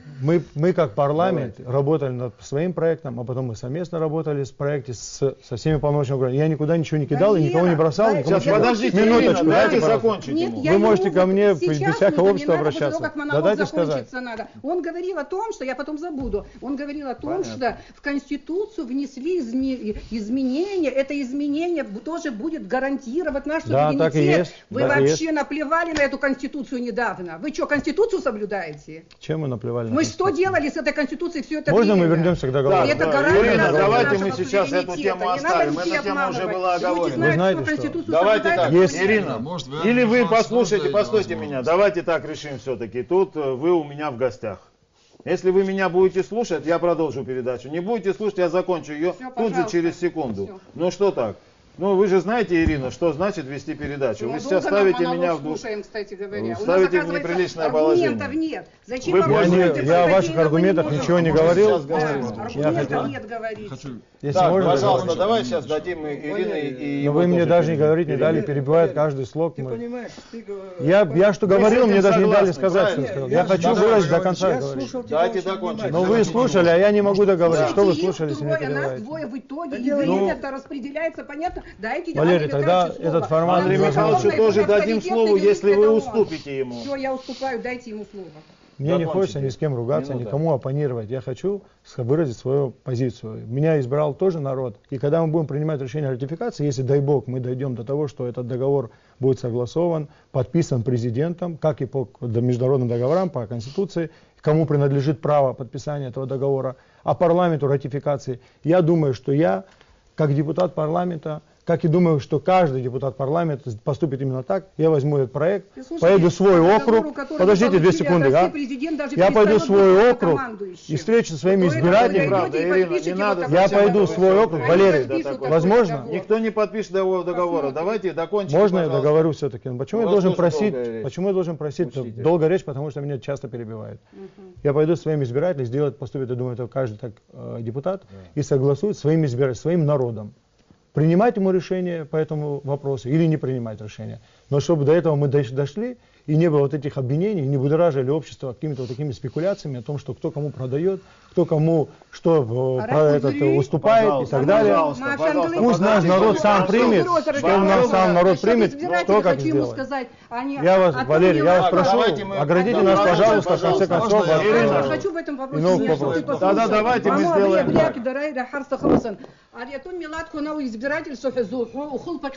Знаете, мы одной фамилии, мне неудобно выяснять отношения. Я спрошу, Валерий, если возможно, как-то это урегулировать. Ваши обвинения Твои избиратели, о ком ты говоришь. Ирина, вот эти ваши обвинения, которые есть, вы это можете с ним как-то иначе выразить и совсем в другой передаче. Ну давайте мы к теме вернемся. Пожалуйста, только, пожалуйста, не передайте. Мы вас пригласим 1 на 1. Хотите вы с ними поговорить? Мы 1 на 1 можем в любом формате другом Честно поговорить. говоря, Чем на передаче? Варгаму вот так вот можно вот вести? Вы меня сейчас ставите в такое положение, в котором я никогда не был. С женщиной А так вы сами не задавайте говорить. нам профессиональные вопросы. Задаю вам вопросы, вы даже не даете. Мы хотим Очень раскрыть хорошо. перед нашими телезрителями, а не только перед нашими друзьями и оппонентами, вот те аспекты договора, которые действительно представляют интерес. Вот совершенно правильно Валерий сказал, наши избиратели приходят и домой, приходят на работу, они интересуются, мы с ними как-то работаем, объясняем.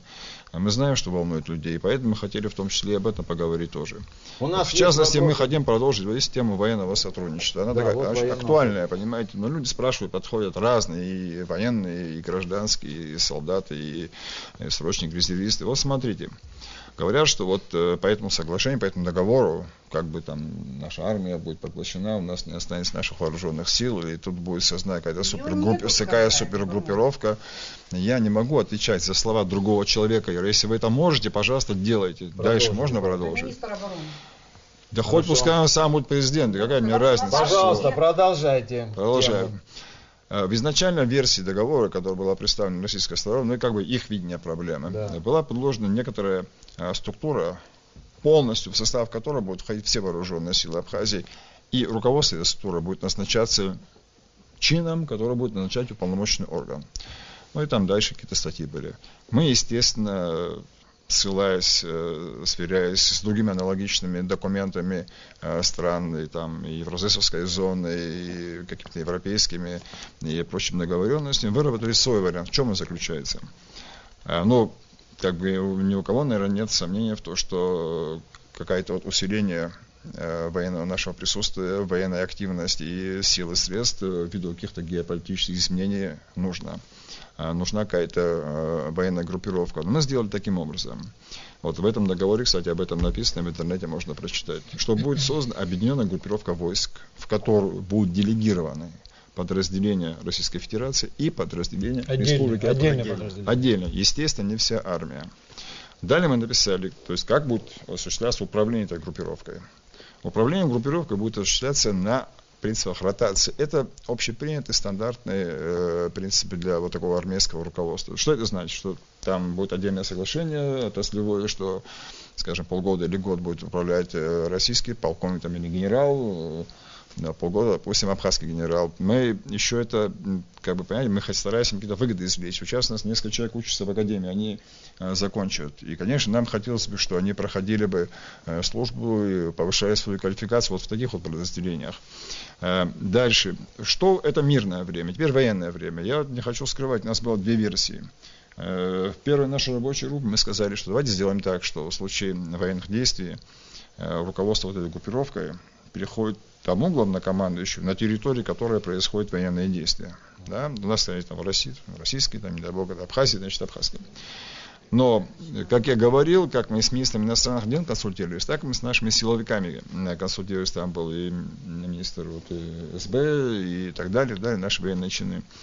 Они нам объяснили такую вещь, и мы с ними согласились, что вот эта объединенная группировка, которая будет здесь находиться, в которую будут входить, вот, в том числе имеющие сегодня российские там подразделения, скажем, 7-я военная база и части нашей армии, ну, это как бы вот мотострелковые какие-то подразделения, может быть, там взводы поддержки, радиолокация и прочее. Но основные ударные силы, сейчас ни от кого, не секрет, это можно не скрывать, они вообще находиться будут за территорией Республики Абхазии. Они, может, будут находиться на значительном удалении от наших границ. И более того, это такого технического уровня и там даже секретности средства, что ни технически, ни по каким-то другим параметрам наши военные не развернуть, не задействовать их не смогут. Поэтому мы внесли по согласованию с нашими военными здесь такую норму, что в военное время, мы надеемся, что он никогда не наступит, потому что такие подразделения подавляющим количестве случаев несут превентивную роль. То есть они создаются, кого-то мы пугаем, и те никуда сюда не лезут. Так всегда было. Понимаете, да?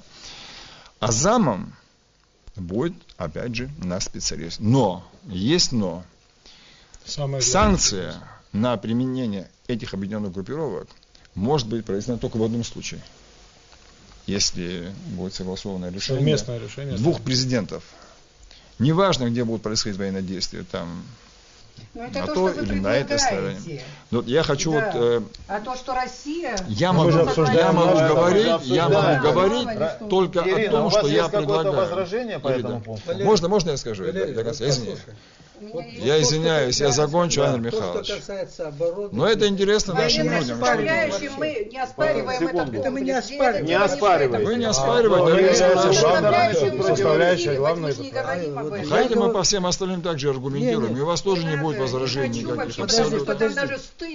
Вы не хотите, потому что у вас нет аргументов. Может, вы согласны, сейчас говорите, что вас не устраивает. Понимаете, Ира, когда у вас нет аргументов, и когда вы занимаетесь инсинуациями на улице, это, по-вашему, что, патриотический подход? Я держу вот такой же договор, который вот вы держите. Вы не способны, вы способны... Ну, Ирина, давайте мы об этом не будем говорить, вы об этом уже говорили. Так, пожалуйста, вы хотите добавить конкретно по договору? Можно по поводу нашей дееспособности? Так, давайте по поводу дееспособности тоже сейчас оставим в покое. Давайте, у нас есть еще очень темы большие. Я хочу, чтобы блиц мы вот такой разговор повели уже о самом непосредственно договоре. То, что вы говорите, да, вот хочу я от вас теперь услышать. Какой плюс? Здесь нам лекции прошли по одной, по другой теме. Мы разъяснили по существу договора, какие лекции. Во-первых, Валерий, ты говорил очень... Какие у вас есть возражения? Вот просто скажите по поводу чего. Ну, я говорю, а ты мне не даешь. Вот. Первое, вот, я считаю, что это оскорбительно, или я не знаю, как это назвать, когда ты говоришь, что мы против сближения с Россией, что мы против упрочения с Россией. Такое впечатление создается. Не, впечатление это другое дело. Вам выгодно, так можно говорить, такие выдвигать, а Ирина, вам тоже, знаешь, у вас тоже есть свои выгоды. У них есть свои выгоды. Давайте друг друга послушаем. Я говорю о другом. Пусть зрители определят, я говорю о другом. Вот послушай сюда, я говорю о другом. Вот. Я лично, и Ирина, и все, которые вот в Абхазии, наверное, трудно найти человека, который был бы против взаимоотношений близких, оказания помощи, содействия и так далее. Это мы всегда говорили, не оспаривал. Я и писал, и говорил, и всегда, что в принципе, вот то, о чем ты говоришь, да, вот эту группировку и так далее, могу тебе раскрыть секрет. Я видел там другие проекты, ты тоже, наверное, видел, где говорил вообще о ликвидации советской армии. Я взял и предложил вот этот вариант. Такое тоже было. Советская. Какой советская армия? А? Советская. Что за советская армия? Абхазская, Абхазская армия. Но его здесь нет в этом проекте? Чего такого нет? варианта? Ликвидация Абхазской армии? Нет, вот, я видел проект, я говорю. И я предложил, что если уж так вот говорить о координации и так далее, давайте сделайте типа ОДКБ. Про службу. ОДКБ, это первое. Второе. Значит, я еще раз хочу сказать. вот понимаешь, вот ты там к зрителям обращался, к избирателям, ко всем, что вот те, которые вот против нас говорят, они против России и так далее. Ничего подобного я так не говорил. Да, ты как Ничего говорил? подобного. Ты говорил, что вот... Я сказал, мы должны для себя поставить вопрос. Да, и поставить... Является ли Стравинский союзником или нет. В ответ я никого на не наши... обвинял о том, что кто-то является противником, в ответ на наши возражения ты сказал. Это тоже такое же. А мы тоже должны поставить вопрос. Вопрос поставить. Мы хотим сохранить суверенитет? Конечно. Или не сохранить? Конечно, стадион. Вот сохраняет. Вот Конечно. вы все время, вот что бы мы ни говорили, вы все время переходите к оборонным делам. Это очень важно. Давайте социальную тему обсудим, Вот. пожалуйста. Это очень важно. Не, постойте, мы тоже вечно не можем здесь сидеть в этой студии. Нет, Давайте мы просто так нам дают договоримся. возможность рассказать то, что людям Андрей интересно Михайлович, слушать. вот то, что существует в отношении безопасности вот в этом договоре, у вас какие-то претензии есть? Особых претензий у меня нет. Все понятно, давайте мы эту тогда тему Не, ну затронем. я дайте Значит, у вас тоже есть все Валерий, по дайте я этому поводу. скажу. Сказался еще. Не, ну если нету по этой теме у вас Слушай, и по возражения... этой теме нет. Я просто возражение сказал, что вот так, как он сказал, что, вот, что вы не хотите, или тот, кто спорит и так далее, мол, против. Так, это было, да, Это понятно. было сказано. Это было, я внимательно его слушал. Здесь этого нет.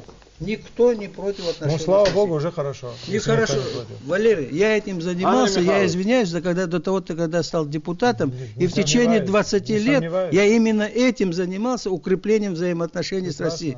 Вот он, наверное, знает, не даст соврать. Прекрасно. Только этим я занимался. И Андрей сейчас Михайлович, я даже на грамм не сомневаюсь, да. что вы это и делаете. я сейчас. Поэтому, когда ты вот знаешь, так как оппонируя нам, вот так бы Но я же не обвинил вас в другом. Не, ну но- ты, зрители поняли так, что вот Ну, откуда ты вы знаете, сидишь... как зрители Андрей поняли? Михайлович, существует определенная риторика. И вот в контексте этой риторики у меня, например, тоже складывается какое-то непонятное впечатление, понимаете? Если мы этот разговор, вот, допустим, договор лежит здесь, да? Да. Если я этот договор подписываю со своим другом и союзником, это одно. Если я договор подписываю со своим каким-то потенциальным оппонентом, это совершенно другое. Когда я разговариваю с другом, многие вещи остаются за кадром.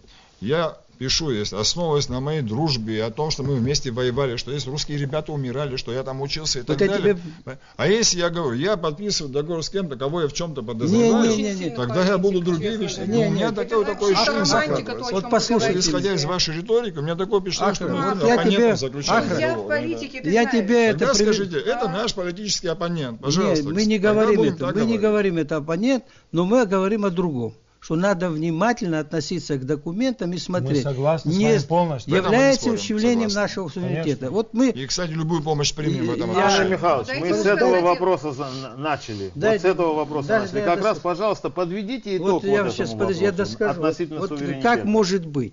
Я тоже не сомневаюсь, что мы должны быть в очень близких, партнерских, добрососедских, каких хочешь, отношений с Россией. Но бывают случаи, когда надо держать ухо востро. Согласна. Вот Согласна. приведу вам один пример. Он должен помнить.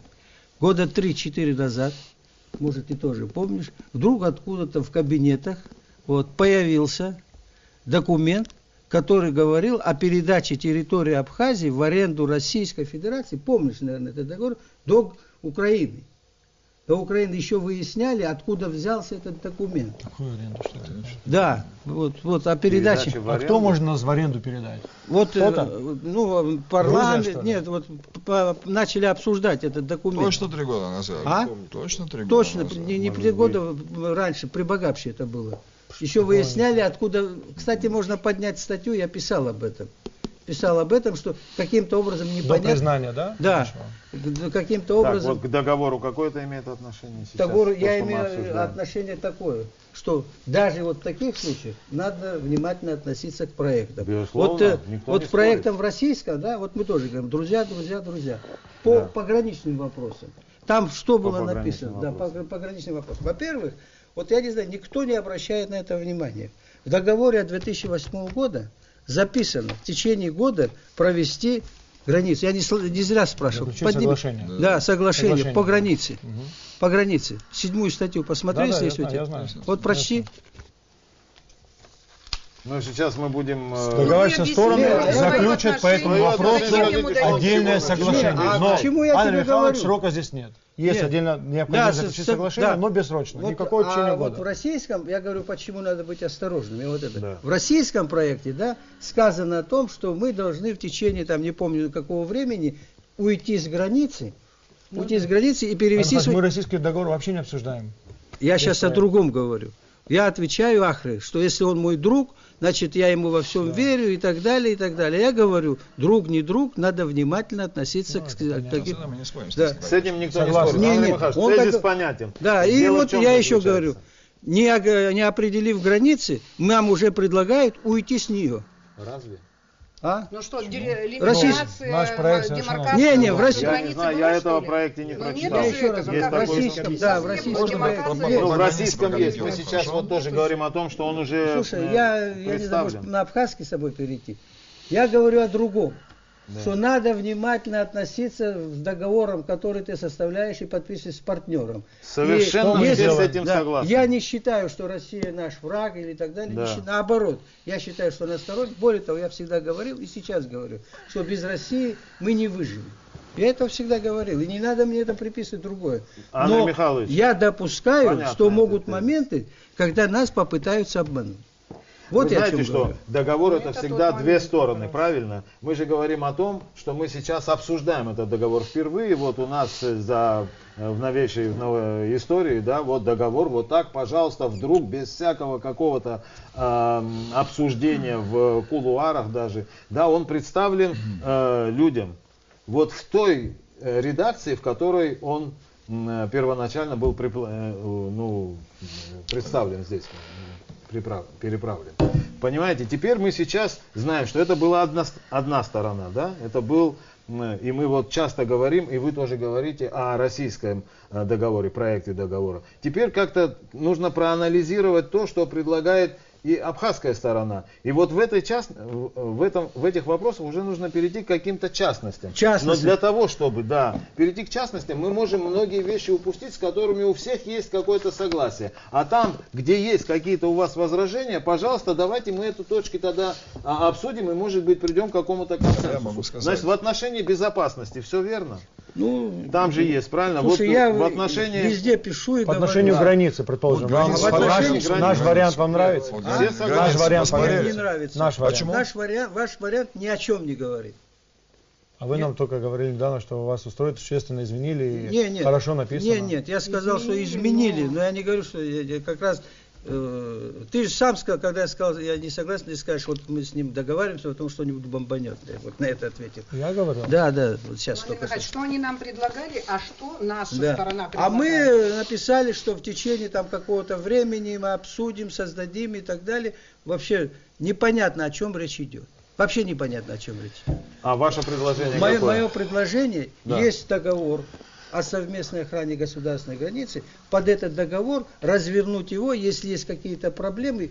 Моя мысль основная такая, что вот по основным направлениям, да, вот скажем, по безопасности я не спорю, но все равно надо отдельно Можно я прокомментирую дальше по поводу границы? Тогда получается, вот, по основным направлениям, вот я еще раз говорю, вот по уполномоченным, по границе, по пограничным делам. Вот, потом вот по этим органам внутренних дел создание координационного совета. Координационный совет, центр или так далее, в центре деятельности. Создается специальная структура управления. Я уже запутался, в каком варианте что записано, но вот то, что у меня в руках написано, в целях координации деятельности по противодействию организованного преступления и иным опасным видам преступлений на территории Республики Абхазия Российской Федерации не позднее 1 года со дня вступления в силу настоящего договора создают совместный информационно-координационный центр. Это у вас российское? Нет, это не российское. Нет, это не российское, это, по-моему, по парламенту. Это совместный это не российское, это точно. Совместный, это вот, по-моему, это... Информационно-координационный, это ваш вариант. Да, это их содействие, вот смотри, в реализации мер по борьбе с организованной преступностью и иными видами преступлений, организационному методическому содействию вопроса повышения деятельности внутренних органов. Теперь, первое. Структура этого координационного совета. Кому он будет подчиняться? Кому он будет подчиняться? Какие функции он будет выполнять? И как он будет действовать на территории Абхазии.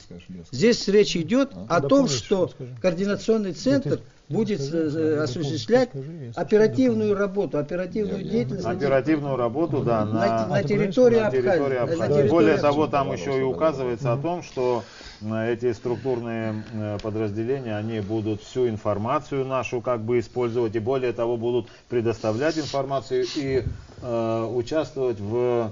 Вот об этом надо подробно... Нам тоже прокомментировать, если позволите. Ну, вот есть вопросы, пожалуйста, коротко только. Мы заканчиваем передачу, все равно всего уже не сказать. Очень важных вопроса.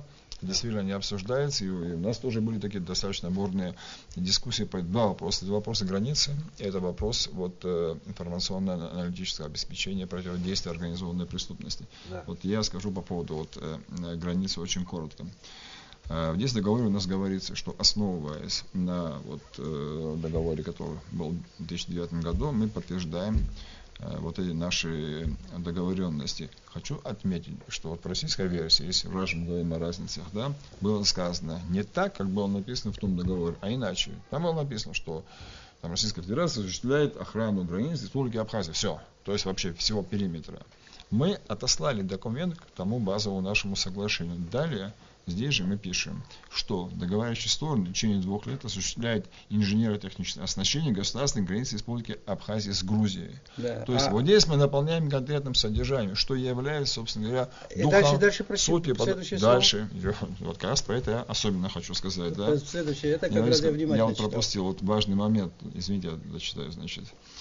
А также полно, осуществляет границу охраны с Грузией, а также полную свободу пересечения абхазско-российской государственной границы с учетом ограничений, установленных по соображениям безопасности. Хочу более подробно остановиться. У нас сейчас осуществляется полное пересечение границ с соблюдением безопасности. Да?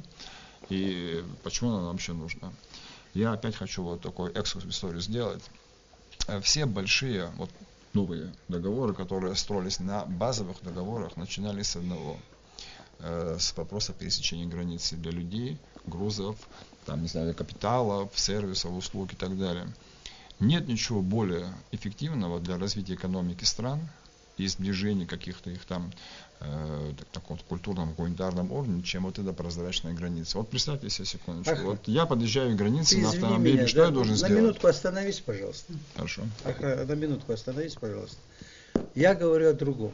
Прежде говори о порядке пересечения и так далее. Я говорю, сперва надо решить вопрос о границе, а потом уже решать все остальные вопросы. Разве я вам это не рассказал? Нет, здесь? Нет. А как это?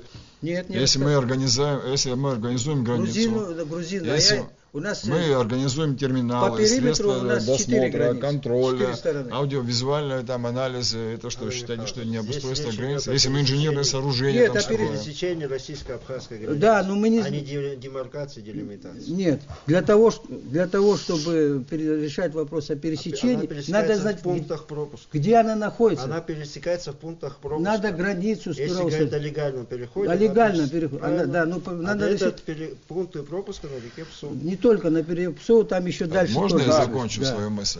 Я потом, Валер, другое продолжу. То есть эти пункты нашего договора к чему они ведут? Что они делают? Ограничивают суверенитет? Нет, они делают так, что наши взаимоотношения перешли на более цивилизованный уровень, и одновременно, чтобы наши люди, которые занимаются торговлей, бизнесом, туристы, которые сюда приезжают, то есть это развивает и экономику тоже, понимаете? Вот те результаты, которые будет давать этот договор. Разве не очевидное преимущество? Конечно. Слушай, я говорю о другом, очевидно. Надо решить вопрос границы, и привел пример, хотите, вам найду. Когда это было, у меня в статье записано. Если вы какой-то частный случай хотите мне привести, это не частный случай. Я не знаю, как это можно обсуждать договор. Вопрос демаркации, делимитации обязательно надо решить. Нет, это с пересечением. Нет, частный случай, я говорю, что были попытки чего? Пересечь захватить территорию дальше, чем она есть на самом деле. Мы знаем, какое отношение это имеет к данному договору. Эти соответствующие работы тоже надо проводить, правильно говорить? Нет, прямое отношение к этому договору. Надо определиться с границей, а потом уже устанавливать режим. Вот о чем я говорю. То есть пока мы не проведем делимитацию, демаркацию, мы должны закрыть границу. Нет, зачем? Есть вот порт. Это вытекает из этого? Нет, не вытекает. Не вытекает. Нет, сохраняется вот это пропускной. Еще раз я говорю, здесь речь идет о пунктах пропуска, о Нет, о пересечении. А я говорю о другом. Почему не выполняется положение 2008 года, что границу надо определить? Комиссия, вы знаете, Она работает комиссия. Знаю, уже и 2 года есть или 5 проблемы, лет. есть проблемы у нас в районе Я знаю, Аидки. я знаю. Да? Там не только в Аидке, там и в других Так, местах. я теперь хочу следующее сказать. Знаете, мы уже 2 часа в эфире. 2 часа? 2 часа в эфире. Мы ждали И полтора. я вот как-то сомневаюсь в том, что зритель получил ту информацию, на которую он рассчитывал вообще-то. Вот сейчас мы, конечно, все эти пункты уже не сможем как-то объяснить или... Может, общее отношение выскажи по 2 слова Да, каждый из нас. конечно. Поэтому я вас прошу, знаете, что мы, наверное, и в следующих передачах, конечно же, будем обсуждать пункты этого договора, но, скорее всего, наверное, будет как-то необходимость какая-то постатейно вам уже профессионально все это обсудить, а мы у себя должны понять один простой вопрос. Насколько необходим нам сейчас заключение вот этого нового договора? Насколько он необходим? Есть в этом необходимость насущная? То, с чего мы начинали передачу и никак не получили ответа. Или в этом нету такой необходимости? Пожалуйста, коротко ответьте на этот вопрос, и мы будем завершать передачу. Да нет. С точки зрения. Давайте, Андрей Давай Михайлович, я пожалуйста, скажу. составьте. Я еще раз хочу сказать, что этот договор вот так самостоятельно подписывать нельзя. Вот, надо в пакете принимать вот по основным направлениям и посмотреть, что из этого получится. Потому что фактически из этого, здесь, знаете, как 2 части в этом договоре. Мы это поняли, вы говорили об этом. Нет, да. я не говорил. О пакете говорили. Нет, Достаточно не подробно. о пакете говорил. Я говорил помню. о 2 частях, не говорил, Валерий. Вот. 2 части в этом договоре. Первым, это то, что нам жизненно необходимо. Так. Это имеется в виду обороны и так далее. Это нам жизненно необходимо и никто. Вот. Для того, чтобы вот это все, да, сделать, нам дают поблажки. И фактически, да, вот все остальные статьи делают из нас дотационный субъект Российской Федерации. Браво, Полностью берут нас на содержание. Браво. Да, Полностью да. берут нас на Но я не буду это комментировать, наверное, кто-то другой Вот прокомментирует. еще я Просто скажу, в этом да. есть, Да, в этом полностью. есть правда, да. Да, действительно. полностью берет. Мы И находимся поэтому в таком я положении. и на круглом столе Давно. говорил, и сейчас это скажу, Да. что вот вместо того, чтобы вот этим договором заниматься, да, надо и опять говорить о тех подачках, которые будут со стороны России, с помощью России решать конкретные вопросы экономики и превращать нас в самодостаточное государство. Пока этого не будет, мы ничего не сможем сделать. Я хочу, чтобы прокомментировали. У меня тоже есть свое мнение по этому поводу. Телезрители не раз в этом убеждались. Я просто хочу сказать, что вот такие определения, как подачки, это все-таки не совсем для таких вот нашей передачи. Андрей Михайлович, этому можно найти тоже какое-то достойное определение, потому что оно само оскорбляет как-то и нас, и вообще весь, Ну так оно и есть. весь наш На круг. наших передачах и члены правительства употребляли слово «братан», мы это тоже слушали. Нет, Так что Валерий давайте не Валерьевич, будем. это реально. Может быть, с Терминология юмором. нормальная, слава Да, богу, понятно. молодцы. Ну давайте мы вернемся Юмором. просто к существу вот того вопроса, о котором я задал. Пожалуйста. Нужен ли нам договор или прокомментировать? Нет, прокомментировать не нужно. Мы заканчиваем передачу. Теперь насколько Ну, необходим как нам я, этот договор, как я как вы говорил считаете, что он ранее, должен о том, что действительно нам нужно относиться с осторожностью, да, к таким подписанию таких договоров. И естественно, что мы прилагаем максимум усилий для того, чтобы учесть максимально наши интересы и минимизировать возможные какие-то либо риски. Конечно, договор нам нужен. Есть ряд условий, которые невозможно сейчас в вашем формате, это и никто, наверное, не позволит, так сказать, да, и по времени. Но есть ряд условий, конечно, которые как бы нас определяющие, да, к такому договору, такому формату такого договора. Конечно, и как я ранее говорил, что очень плохо, и Андрей Михайлович говорит, что у нас нет возможности, да, сегодня платить самостоятельно заработную плату и иные виды социальных каких-то выплат. Но сегодня так у нас сложилось обстоятельства, такие у нас реалии, так скажем. Мы хотим это видеть в идеале, как у нас должно быть, и мы не против, чтобы в идеале, чтобы у нас была сильная экономика, и мы сами самостоятельно зарабатывали бы деньги и платили бы и пенсии на достаточно достойные нашим гражданам, и соответствующее медицинское обслуживание, чтобы наши граждане получали достойно, и чтобы наши госслужащие и все остальные вопросы, которые связаны с благами, в первую очередь для наших граждан, на все эти усилия направлены для чего? Чтобы простому народу жилось легче. Поэтому, конечно, мы к этому должны стремиться. Сегодня нам дают возможность, некое преимущество, да, какие-то некие стартовые возможности, по которым мы могли бы сами создать. Это вопрос нашей внутренней, нашей политики и наших усилий. Как мы сможем использовать эти преимущества, которые нам сегодня предоставляются, для реорганизации нашей экономики, для реорганизации нашей административного устройства, не знаю, конституционного устройства и так далее, чтобы превратить эти возможности для того, чтобы нашим же, опять-таки, гражданам было жило. Или мы можем, конечно, отказаться и сказать, нам ничего не нужно, закроемся от России, от экономики, от отношений, Валерий, и развиваться нам, знаю, как Северная Корея. Так, Валерий, пожалуйста, Ирина. Нет, я потом ухожу в ту сторону, которая нужно уходить. Правильно. Мы ничего хорошего, если мы закроемся и не будем участвовать в этих процессах, не будем. Пожалуйста, Астамов. Вообще, это, конечно, странный вопрос. В конце передачи, нужен договор или нет. Мы все 2 часа об этом говорили. Насколько он необходим сейчас. Это разговор не о том, нужен или нет. Аргумент можно, вот как историк умеет делать первый, второй, третий. Да, я вам что Давайте, хочу сказать. аргументы какие? Заключение договора – это вещь, естественно, не фатальная или какая-то там, которая осуществит переворот за 2 дня в нашей жизни. Но он задает вектор развития. И он закладывает очень важную политическую базу. Абхазия начинает выступать в качестве союзника России, что Россия берет на себя обязательство защищать нашу территорию так же, как свою территорию. Да. И наоборот. Да, мы получаем возможности для модернизации наших вооруженных сил. Естественно, действительно сложилась такая ситуация, когда вот та помощь, которая оказывалась Абхазии на протяжении всех лет после признания, она не использовалась для развития реального сектора экономики. А большая часть попросту разворовывалась. Да. И, к сожалению, мы, в том числе вследствие этой политики, не в состоянии полноценно обеспечивать наше социально-экономическое развитие. Это тоже факт. Реально. Да. Вот Ирина Шотовна говорила о необходимости реформ, где ваши реформы и как вы собираетесь строить экономику. Ирина Шотовна. На самом взять. Вы же не хотели раньше брать у России. Почему? Нет, вы говорили о другом. Иждивенцами себя чувствовали. Так, это мы иждивенцы. Это короткий монолог. Ирина, пожалуйста. Такие условия была поставлена Абхазия прежним руководством. Да. И мы говорим о том, чтобы мы всегда говорили не об отказе от российской помощи, а о ее переформатировании. То есть о том, чтобы она шла на реальный сектор экономики.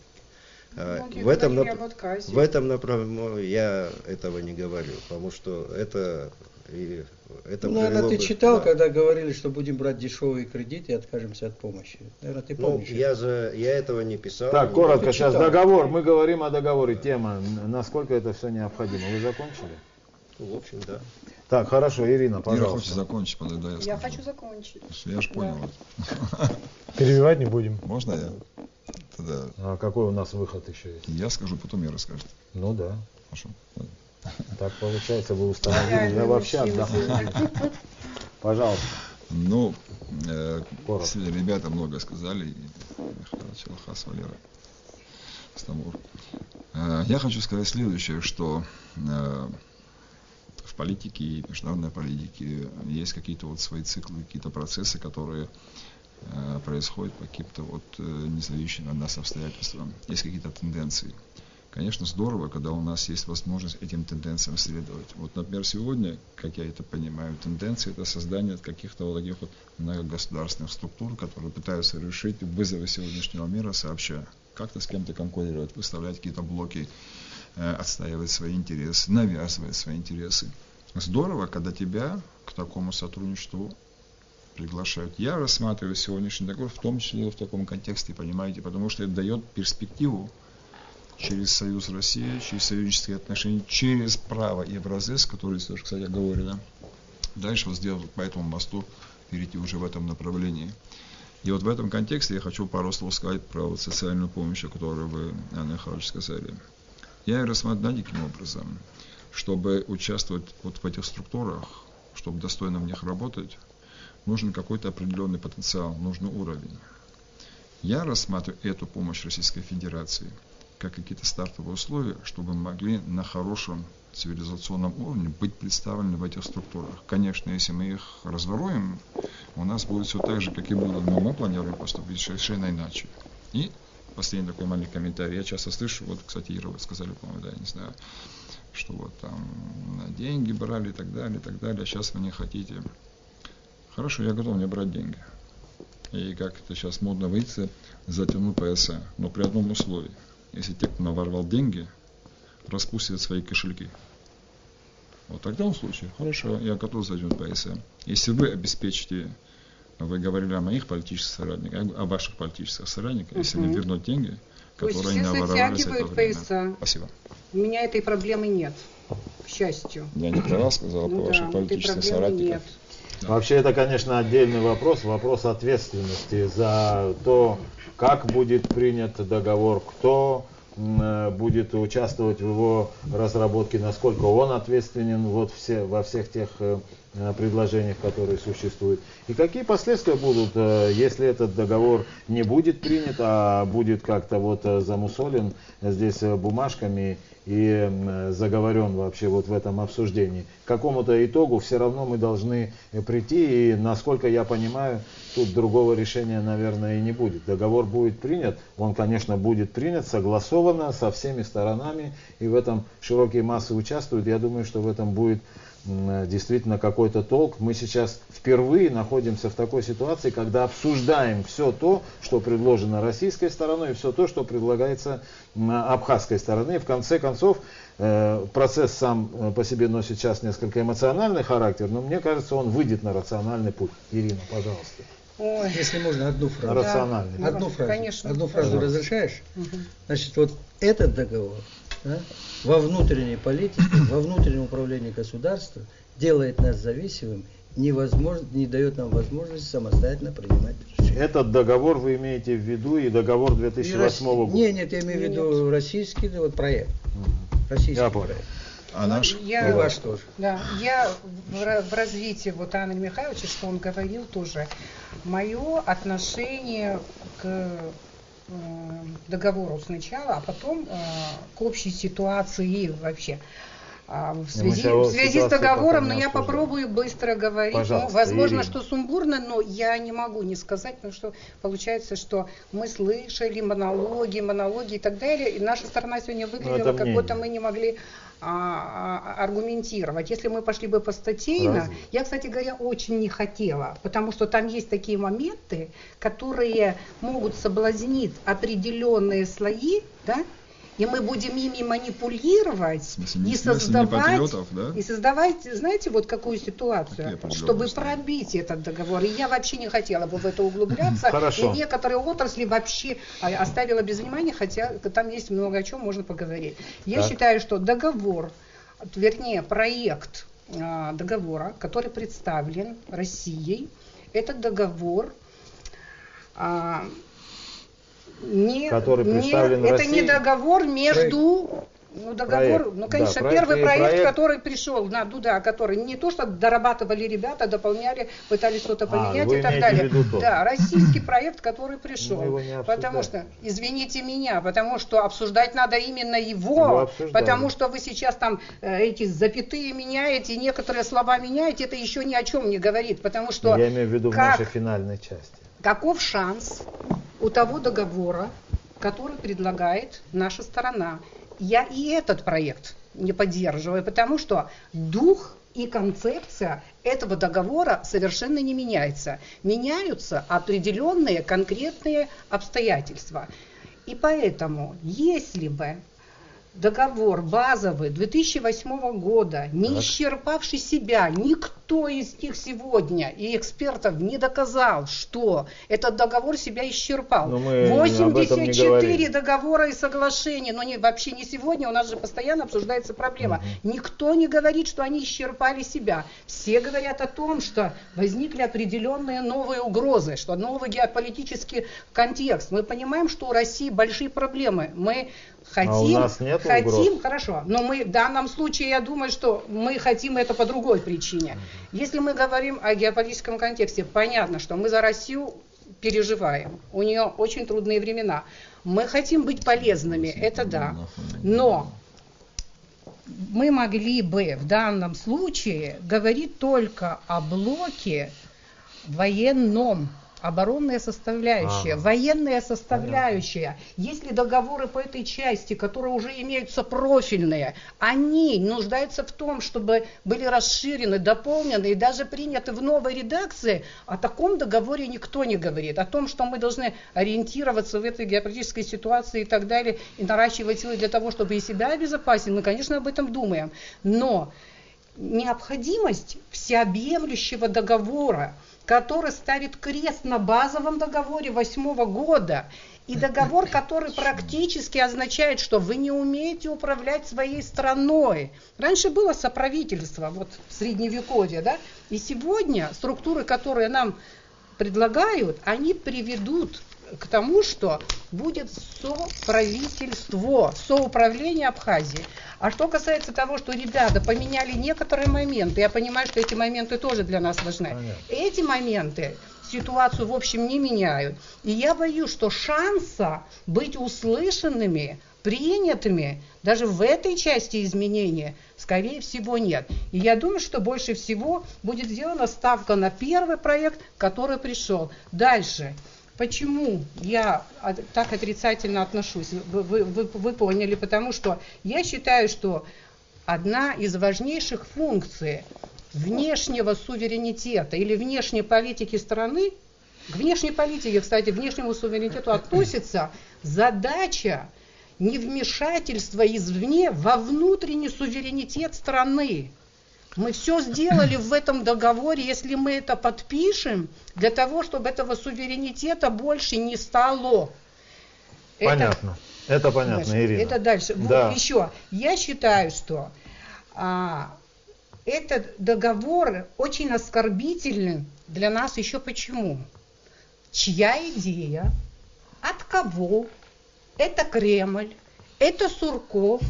Это кто-то еще другой. Ирина, это вопрос другой. Давайте мы сейчас закончим Где эту решается тему, эта проблема? Кто нам понятно. это навязывает? Вы думаете, мы что не этот знаем. документ оттуда может прийти знаем. просто от кого-то, отдельно от Суркова или отдельно еще от кого-то? Что мы сейчас их обсуждать не будем. Давайте мы подводим итог я должна по повторить договору. то, что я вначале сказала.